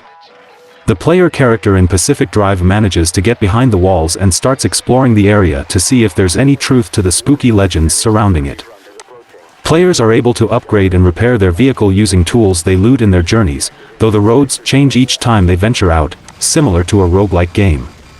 The Pacific Drive trailer shown at the State of Play shows off these various gameplay elements, with the player character referencing a map at their home base and venturing out in their station wagon. Along the way, they come into contact with all manner of bizarre phenomena, including dangerous storms, mysterious green goo that rises from the pavement, flying bug-like creatures, unnatural-looking lightning, and more. The trailer ends with the protagonist flipping their car over, presumably bringing an end to their current run. Road trips have been a tool to help drive story narratives and themes for multiple generations of games and game consoles. An early example of this is the 1995 LucasArts game Full Throttle, a third-person point-and-click adventure game. The road trip aspect was utilized as a means of transporting the main character, Ben, a leader of a motorcycle gang called the Polecats, from point A to point B.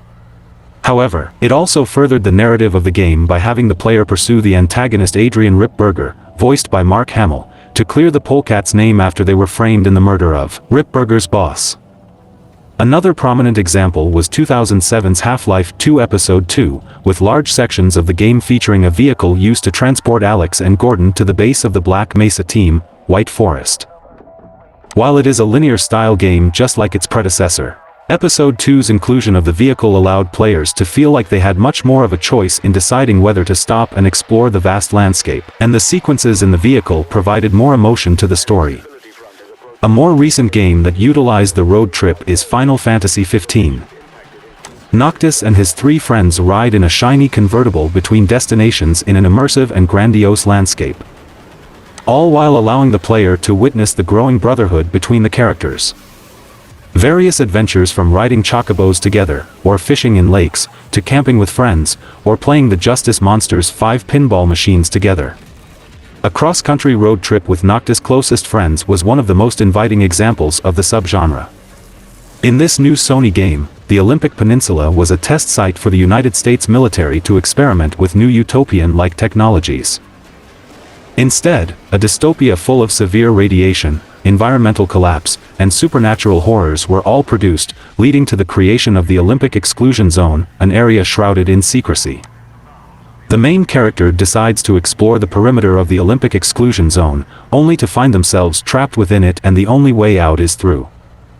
Stumbling upon a station wagon, the character uses it to get to an abandoned auto shop in the zone, establishing it as a base of operations. This auto shop is used to upgrade and repair your station wagon in between runs investigating and surviving the zone. The game is described as a roguelike, with each trip from the garage unique from the previous journey. Various dangers lurk in every shadow of the forest the player is trapped in. While Pacific Drive's journey throughout the Olympic Exclusion Zone is typical of the genre, it is the reliance on the player's station wagon as a companion and lifeline that brings a creative twist to the road trip subgenre. The car is one of the few things keeping the player alive while trying to unravel the mystery of the ever-evolving zone. It will be interesting to see how Pacific Drive's take on a less-than-ideal road trip and the importance of your vehicle as a means of survival in the game.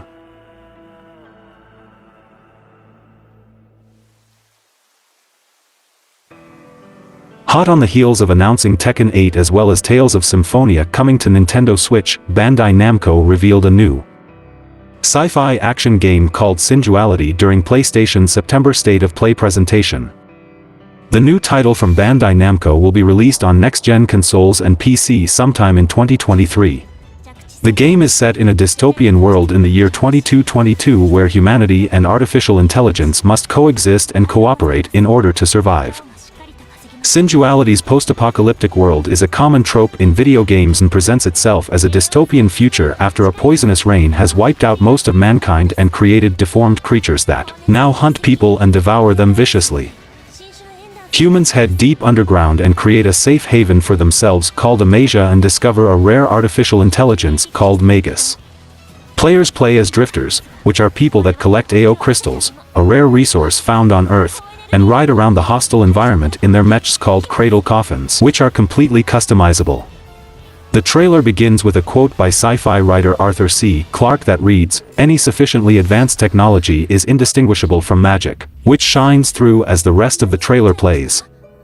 The trailer shows off gameplay in the cradle coffin as the player's AI Magus friend hovers around as well, making Sinduality look like Death Stranding and Nier Automata at the same time.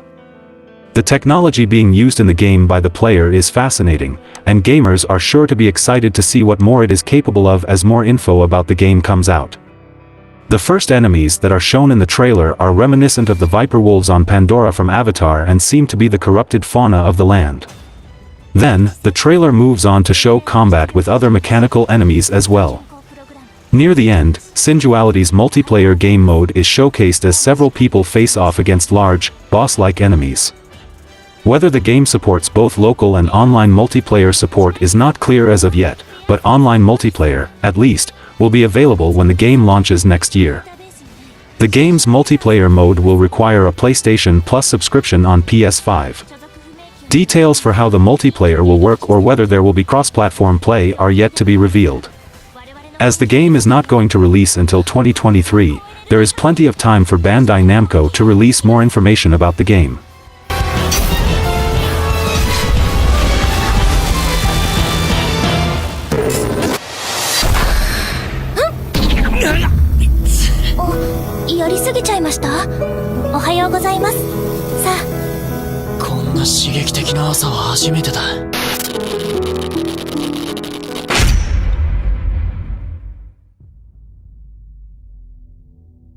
Korean games developer Shift Up released a new trailer for its game Stellar Blade, which was originally known as Project Eve, during PlayStation's State of Play presentation. Stellar Blade is a PS5 console exclusive and is set to release sometime in 2023 and focuses on fast-paced, third-person action-based combat. Stellar Blade, still known as Project Eve at the time, was first revealed during another PlayStation showcase last year, during which fans got to see some gameplay, combat, and other details. The story, setting, and characters of Stellar Blade place it in a science fiction, fantasy genre that has been getting a lot of attention recently. Many fans seem to resonate quite strongly with games that appear far from reality, but still somehow manage to build deep immersion. So much so that the role-playing aspect of the game becomes stronger. The story seems to follow a post-apocalyptic society, centered around the main city of Xi'an, which is built beneath a desolate wasteland that is the result of whatever caused humanity to fall into shambles. One of the main characters, Adam, reveals that the people in the city are in a deep sleep due to energy depletion, which, if allowed to continue, will cause eternal darkness.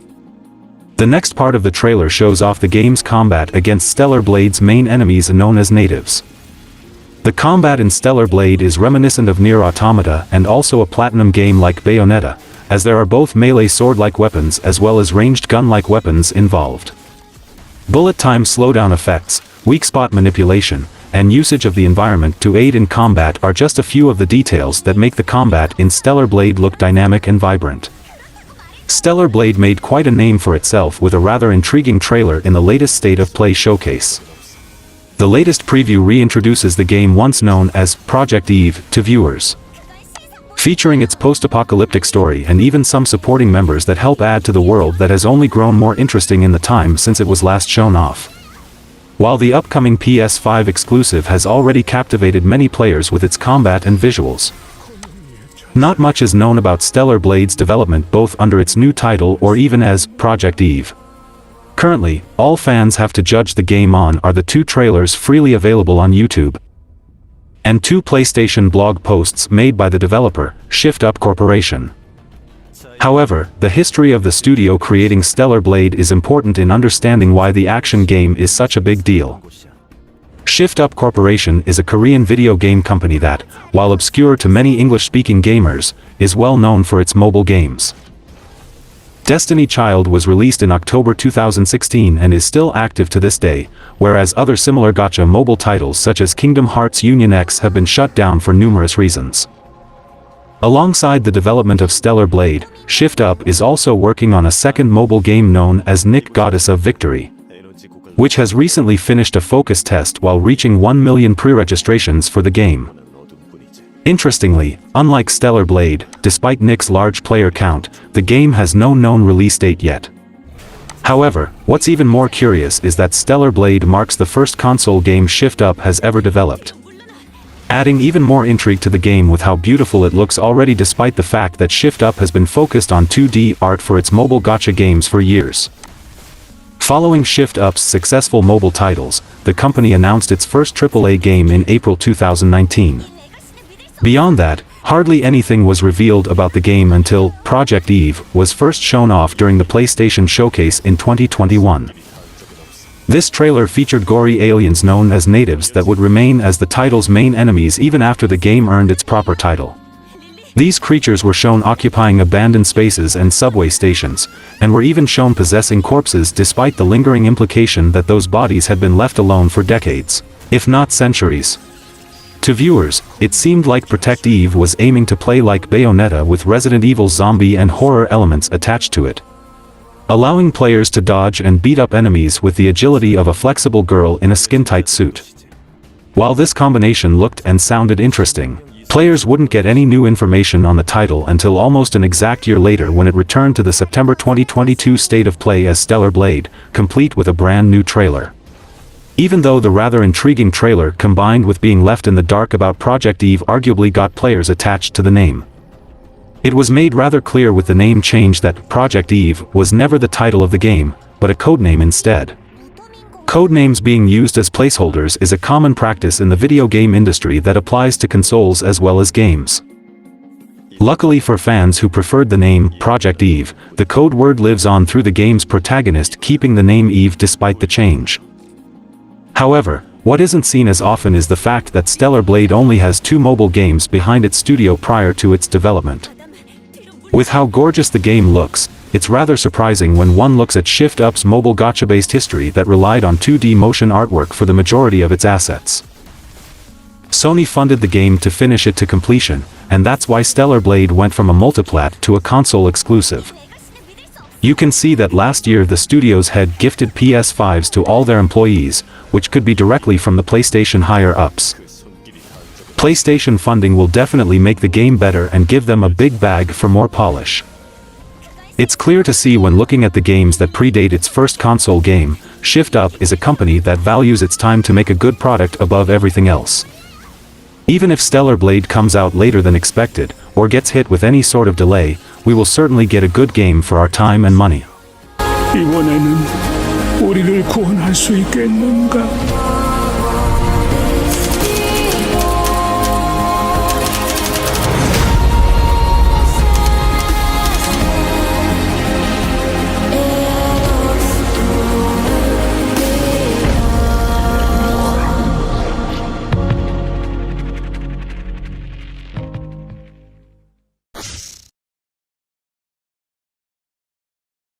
Rise of the Ronin, a new open-world action RPG set in Japan from developer Team Ninja, has been announced as a PS5 console exclusive. The announcement also brought alongside a first look at gameplay, even though the game is still a ways off. Rise of the Ronin is described as combat-focused by Team Ninja president and the game's director, Fumihiko Yasuda. Yasuda, who also directed action games like the Nioh series and Ninja Gaiden, went on to detail this game as the most ambitious project Team Ninja has ever made in a blog post after the game's reveal. It was 7 years ago when they first began this project, and since then, the development has progressed slowly and freely, much like the spirit of a Ronin. It is with great pleasure to finally bring this title to light. And they are filled with gratitude on being able to make this announcement with PlayStation, who have supported them and this project throughout these many years. The announcement may come as a surprise to some, as Team Ninja is also working on the upcoming Wo Long Fallen Dynasty. In the reveal trailer shown during the September 13th State of Play, a bird leads viewers through crowded streets and up to a cliff, and the game's setting is confirmed, Japan in 1863. The reveal trailer also drops hints and some information regarding the game's narrative. While the main protagonist narrates the trailer, the character's name is not revealed. A brief glimpse of gameplay shows sword combat and a glider to fly in the air and traverse the open world. The end of the trailer is a montage of action carnage, featuring swords, grappling hooks, and guns. Though it might appear that this game is in early development given Team Ninja's current workload, Yasuda has stated that the game has been in development for 7 years. The trailer also reveals the release window, which is just sometime in 2024. Additionally, the game will be a PS5 console exclusive. Rise of the Ronin is setting itself up to join the ranks of similar games focusing on sword combat and open worlds on PlayStation, such as the beloved and acclaimed Ghost of Tsushima. The recently announced Assassin's Creed Red will also feature a Japan setting, so Japan is becoming a popular setting for PlayStation titles. While Rise of the Ronin is definitely set in a more modern era than a game like Ghost of Tsushima, there definitely seem to be some similarities between the titles. Rise of the Ronin is set in 1863, near the end of the 300-year-long Edo period in historical Japan. Offering players a huge open world to explore, it represents another foray into the world of the samurai for developer Team Ninja, who has a long association with combat-themed historical settings. From earlier titles such as Ninja Gaiden, through the Nioh games, to the upcoming Wo Long Fallen Dynasty, which is set in ancient China. Team Ninja is certainly on familiar ground with this sort of title. Games involving Asian history have come to the fore of late, with titles such as the aforementioned Nioh and Ghost of Tsushima proving incredibly popular. And while Rise of the Ronin is not set for release until 2024, it will hope to eclipse the success of these titles. With only the PlayStation State of Play trailer to go on, it's already safe to assume Rise of the Ronin's world will be absolutely gorgeous. The stunning vistas that are shown off in the trailer are rich with detail, from muddy villages to lush jungles. And the PS5 exclusive will no doubt be looking to use every inch of the console's processing power. The game seems to place an emphasis on traversal, with the protagonist shown on horseback as well as using retractable wings to glide over the environment. This freedom is said to extend to the choices the player makes also. Playing as a Ronin who is bound to no master, the player will be able to make their own decisions and allegiances, which should make for a non-linear narrative when compared to something like Nioh. Combat looks to be a familiar affair for fans of the genre, and the trailer shows off some brief battles with other samurai. Players will likely be placing an emphasis on patience and timing, as this aligns closely with the source material. Given Team Ninja's penchant for difficulty, with games like Nioh 2 offering an unforgiving difficulty curve, gamers should definitely be expecting to have their skills put to the test should they hope to emerge victorious. Despite an approximate 600-year gap between events in both titles, with Rise of the Ronin taking place much later in history, Ghost of Tsushima comparisons will be inevitable. Team Ninja will be keen for the game to carve out its own identity though, and its setting can certainly help it do this. Edo period Japan was a time of conflict and change, and the game unfolds under a politically unstable backdrop. Oppressive leaders are about to engage in war with invaders. The Tokugawa shogunate is in direct conflict with factions of anti-shogunate armies. To make matters even worse, deadly diseases plague the land, meaning there are wars being fought both on and off the battlefield. With Assassin's Creed Red on the horizon, and an expected Ghost of Tsushima sequel probably in the same release window, Rise of the Ronin will have its work cut out trying to differentiate itself from those around it. Utilizing Team Ninja's renowned combat expertise, and mixing that with the interesting, diverse setting on offer, is key to ensuring the game is a success. Team Ninja is no newcomer to crafting great games, and if there was ever a developer to snatch the samurai crown from Sucker Punch's head, it would be the Tokyo-based outfit. Nioh may third be a pipe dream, but if Rise of the Ronin can deliver on its promises, then this may very well be for the best. Ghost of Tsushima is a huge IP to contend with, though, and if its successor releases in the same calendar year as Team Ninja's next game, the competition will be incredibly fierce.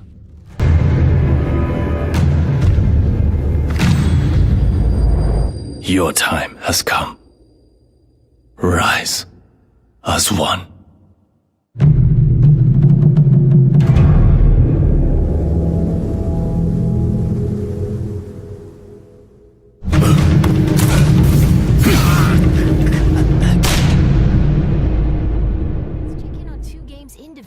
For PlayStation VR2.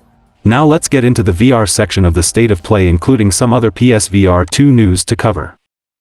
Star Wars Tales from the Galaxy's Edge Enhanced Edition has been announced, and it is coming to the PSVR2 in 2023. The upcoming game for Sony's new VR headset is a remake of 2020's Star Wars Tales from the Galaxy's Edge, which brought an immersive experience set in the Star Wars universe to fans. Star Wars Tales from the Galaxy's Edge doesn't feature an epic clash of Sith versus Jedi, but instead gives players the experience of being a droid repair technician who is swept up into an adventure. Following a crash landing on their home planet, the player is brought into the fold of a classic spacefaring tale, meeting old favorite Star Wars characters like Yoda, C-3PO, and R2-D2. As well as the main story, there are other narratives for the player to explore in Star Wars Tales from the Galaxy's Edge Enhanced Edition, through the Azumel Bartender, who can transport fans to take on the roles of Jedi and bounty hunters. The Enhanced Edition comes with a lot of new features taking advantage of the advanced technology in the PSVR2. From a statement provided by the developer ILMXLAB, players will benefit from eye-tracking cameras following their line of sight, and advanced foveated rendering techniques will also improve the visual quality of the experience. There are also reported improvements to audio in Star Wars Tales from the Galaxy's Edge Enhanced Edition, as well as some other features that rely on the PSVR2 Sense controllers. Like the DualSense controller that comes with the PS5, Sony's new PSVR2 controllers will have reactive triggers and haptic feedback, responding to the player's actions in the game. While the release window is currently set to 2023 for Star Wars Tales from the Galaxy's Edge Enhanced Edition, ILMXLAB are not revealing any proper date or the pricing of the game until further notice. This wasn't the only title announced at the State of Play presentation, and it also isn't the only game coming to the PSVR2. While Sony are yet to solidify a release date for the PSVR2, it is pointing at an early 2023 launch. There are plenty of games to look forward to on the platform already. Swedish developer Resolution Games announced the PS5 port of Demeo during Sony's State of Play event on September 13th. A VR tabletop RPG, the co-op cross-platform dungeon crawler lets players join their friends in digital tabletop adventures. Released for VR headsets last year, the game arrived on Steam in May, and launches for PlayStation 5 and PSVR2 in 2023. Resolution's CEO Tommy Palm briefly discussed Demeo in a press release accompanying the game's latest trailer. He described the studio's vision for Demeo and emphasized his desire to make the game available on as many platforms as possible. When we created Demeo, we did so with the understanding that playing with friends would be the most important part of the experience, Palm explained. To continue to build on that vision, we are committed to ensuring Demeo is available everywhere that players want to be and fully crossplay across all devices. According to Palm, this is why developers are so excited to bring Demeo to PlayStation 5 and the upcoming PlayStation VR2. The game also supports cross-platform multiplayer, letting friends play together regardless of their preferred virtual reality system. Tuesday's trailer gave PS5 users a window into what they can expect from Demeo. Like the upcoming D&D Digital, Demeo attempts to recreate the experience of joining friends around the gaming table. Players move their digital miniatures across highly detailed maps, casting spells and abilities with virtual cards, and decide the outcome of battles with virtual dice. Demeo also emphasizes the social aspect of tabletop gaming. Players will need to communicate and coordinate as they develop the strategies they'll need to achieve victory. They can also socialize, customize their miniatures, listen to music, and read lore books in a virtual hangout. Players can experience Demeo in and out of VR, though developers say that the still in development PlayStation VR2 offers various technological benefits. These include eye tracking for menu selection, a 120Hz refresh rate, and haptic feedback. The latter helps to simulate the feeling of moving pieces and rolling dice and lets developers add some extra impact to significant actions. Resolution Games haven't set an exact release date for Demeo's PS5 port. However, it will contain all the new classes and adventures developers have added since launch. This includes a fifth adventure coming between now and Demeo's PS5 release. The developers did not say anything about the game's planned PvP mode, which Resolution plans to launch later this year. However, it seems likely that developers will bring the mode to PS5 if possible.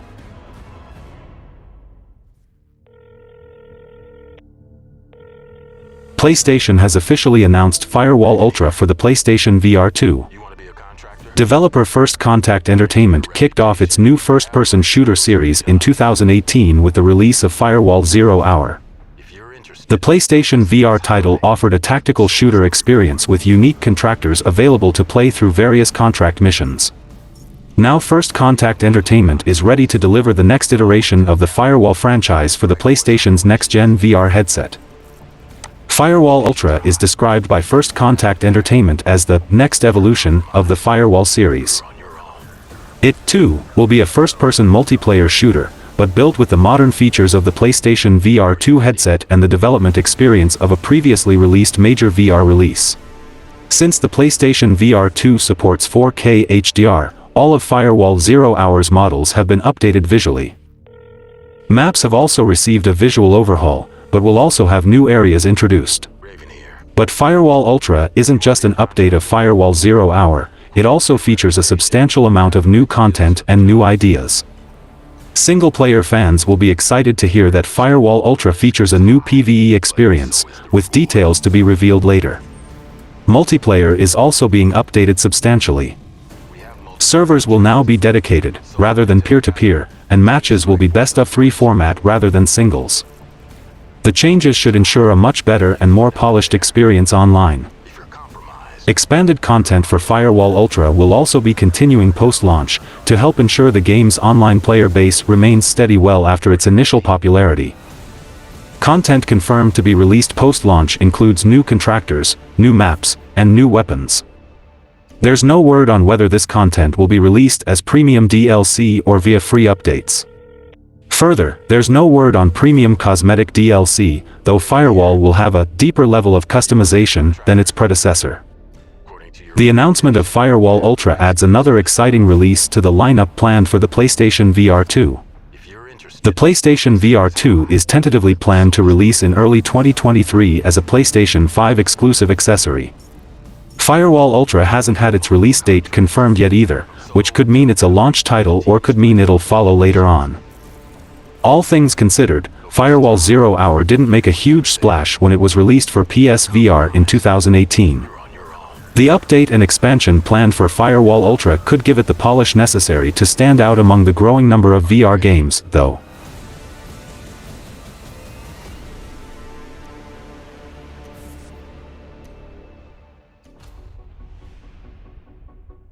Sony's released a new promotional video for the PlayStation VR2 focusing on some of the virtual reality headset's main features. The next-gen headset remains tentatively planned for release in early 2023 and is an accessory exclusive to the PS5. Advertising a virtual reality headset can be difficult, however, since players can't experience VR themselves until it's available. It's doubly hard when the PSVR2 is a generational step forward from the original PSVR headset. Sony's going to do what it can, though. A big part of the trailer for the PlayStation VR2 headset is focusing on games that are planned to be released for the device. These games include Horizon Call of the Mountain, Firewall Ultra, No Man's Sky, Resident Evil Village, and The Walking Dead Saints and Sinners, Chapter 2 Retribution. The features shown in the new PlayStation VR2 video start with the VR headset's improved resolution. Dubbed 4K HDR display, the headset actually features two 2000 by 2040 displays, one for each eye. 4K or not, that's still over 4 times the resolution of the original headset. The next main feature is eye tracking, at least in games that support it. The example shown is using eye tracking for menus in Firewall Ultra to choose a weapon from the player's inventory. Foveated rendering will also use eye tracking to ensure resolution peaks where the player is looking. The last headset feature shown is 110-degree field of view, 10 degrees more than the original PSVR headset. Other features shown in the trailer focus on the PlayStation VR2's controllers. The controllers feature finger touch detection, haptic button feedback, and adaptive triggers. These are features designed to make players' hands feel more realistic in-game. It's important to keep in mind that these are just new features for the PSVR2, and it isn't even all of them. Sony has already confirmed that the PSVR2 will feature enhanced comfort for lens positioning, inside-out tracking with 4 headset cameras, and a single cable connection that works through the PS5's front USB port. It's designed to address many of the biggest criticisms of the original PSVR. There are still a lot of questions left for Sony to answer, of course. The PSVR2 doesn't have a release date yet, nor does it have a price. People are getting PSVR2 hands-on in the Tokyo Game Show with early look at Resident Evil Village, and the comments are very positive. Sony Group Corp plans to make 2 million units of the PlayStation VR2 headset by March next year, people familiar with the matter said. Setting an ambitious outlook that defies the global economic malaise. Mass production of the virtual reality goggles began in September and hasn't yet faced supply chain constraints, said the people, who asked not to be identified discussing private information. The production figure could be adjusted depending on the device's sales momentum once it's released early next year. Sony's roadmap for the PSVR2 anticipates much greater popularity than the company's preceding PlayStation VR goggles for the PlayStation 4, which took 8 months to reach 1 million sales. Meta's Quest 2, the most popular VR headset today, shipped 2.8 million units in its first quarter of availability, according to IDC figures. Its current plan to start selling the headset in early 2023 will coincide with expected relief of the supply chain bottlenecks that have hampered availability of the PlayStation 5 console since its launch in late 2020. That would give the company sufficient inventory of both headsets and consoles for a big marketing push. Sony has recently revealed that the PSVR2 will not be backwards compatible with any of the PSVR titles. The next-generation headset will feature all sorts of different upgrades that will supposedly make the virtual reality experience better, but in doing so it is leaving the PSVR games behind. While not all of the games were stellar, the lack of backwards compatibility feels like a disservice to those titles and the players who bought into PSVR. In an episode of the PlayStation podcast, the Senior Vice President of Platform Experiences Hideaki Nishino revealed that PSVR2 would not be backwards compatible with PSVR titles. The PSVR2 is designed to deliver a next-generation VR experience, and the PSVR titles are just not compatible with new hardware. The development process for PSVR2 is apparently a whole different process than it was for the PSVR, and these games were never built with that in mind. The PSVR2 will feature a bunch of hardware upgrades that will make the VR experience a lot better. Perhaps one of the biggest changes is the brand new controllers that will come with the headset. The PSVR was controlled via a DualShock 4 or a PS Move controller, and the games were designed to utilize those. The PSVR2 will include a whole new controller built for the headset called the PSVR 2 Sense controller. This controller is built with VR in mind and is supposed to deliver a pretty realistic experience when playing the games. On top of the brand new controllers, the PSVR2 will feature a host of different upgrades. The headset will feature 4 times the pixel count of the PSVR, which will make the images far more crisp. The PSVR2 will also do away with many of the external devices that the first generation needed, like the PS4 camera and large breakout box.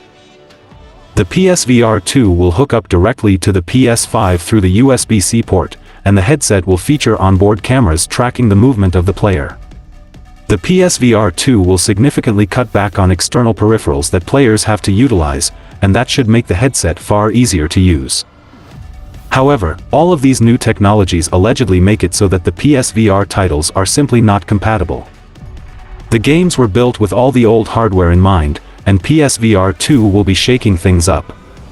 This means that developers have to make whole new versions of their titles instead of simply porting them over, and that is what many studios have chosen to do in lieu of backwards compatibility. While Sony's reasoning may make some sense, the lack of backwards compatibility just feels like a disservice to the games and those who bought into the first-generation headset. If VR gaming sticks around, then Sony will probably want to make a PSVR3 at some point, and then the PSVR2 games could also be left in the dust. The studio has already set the precedent, and there is not much stopping it from doing this again. Many PSVR developers are working on PSVR2 versions of their games, and players will most likely have to purchase them again, and some could be free upgrades, I guess. PSVR2 will feature all sorts of different upgrades that will surely excite VR fans, but Sony is also inconveniencing those who bought into its first generation. Time will tell if players will have to repurchase games they already bought, but that seems like the most likely future. This is just another step in a long line of leaving games behind, and the industry should do a better job of counteracting this. I already covered the God of War Ragnarok content in my previous video, with a breakdown and a theory video with some additional details. So, check out the video. And that's all for the video guys, like and share the video for a greater audience. Comment your thoughts on the topics and donations are always appreciated. Subscribe to the channel and click the bell icon, and until then from SMPV, it's goodbye.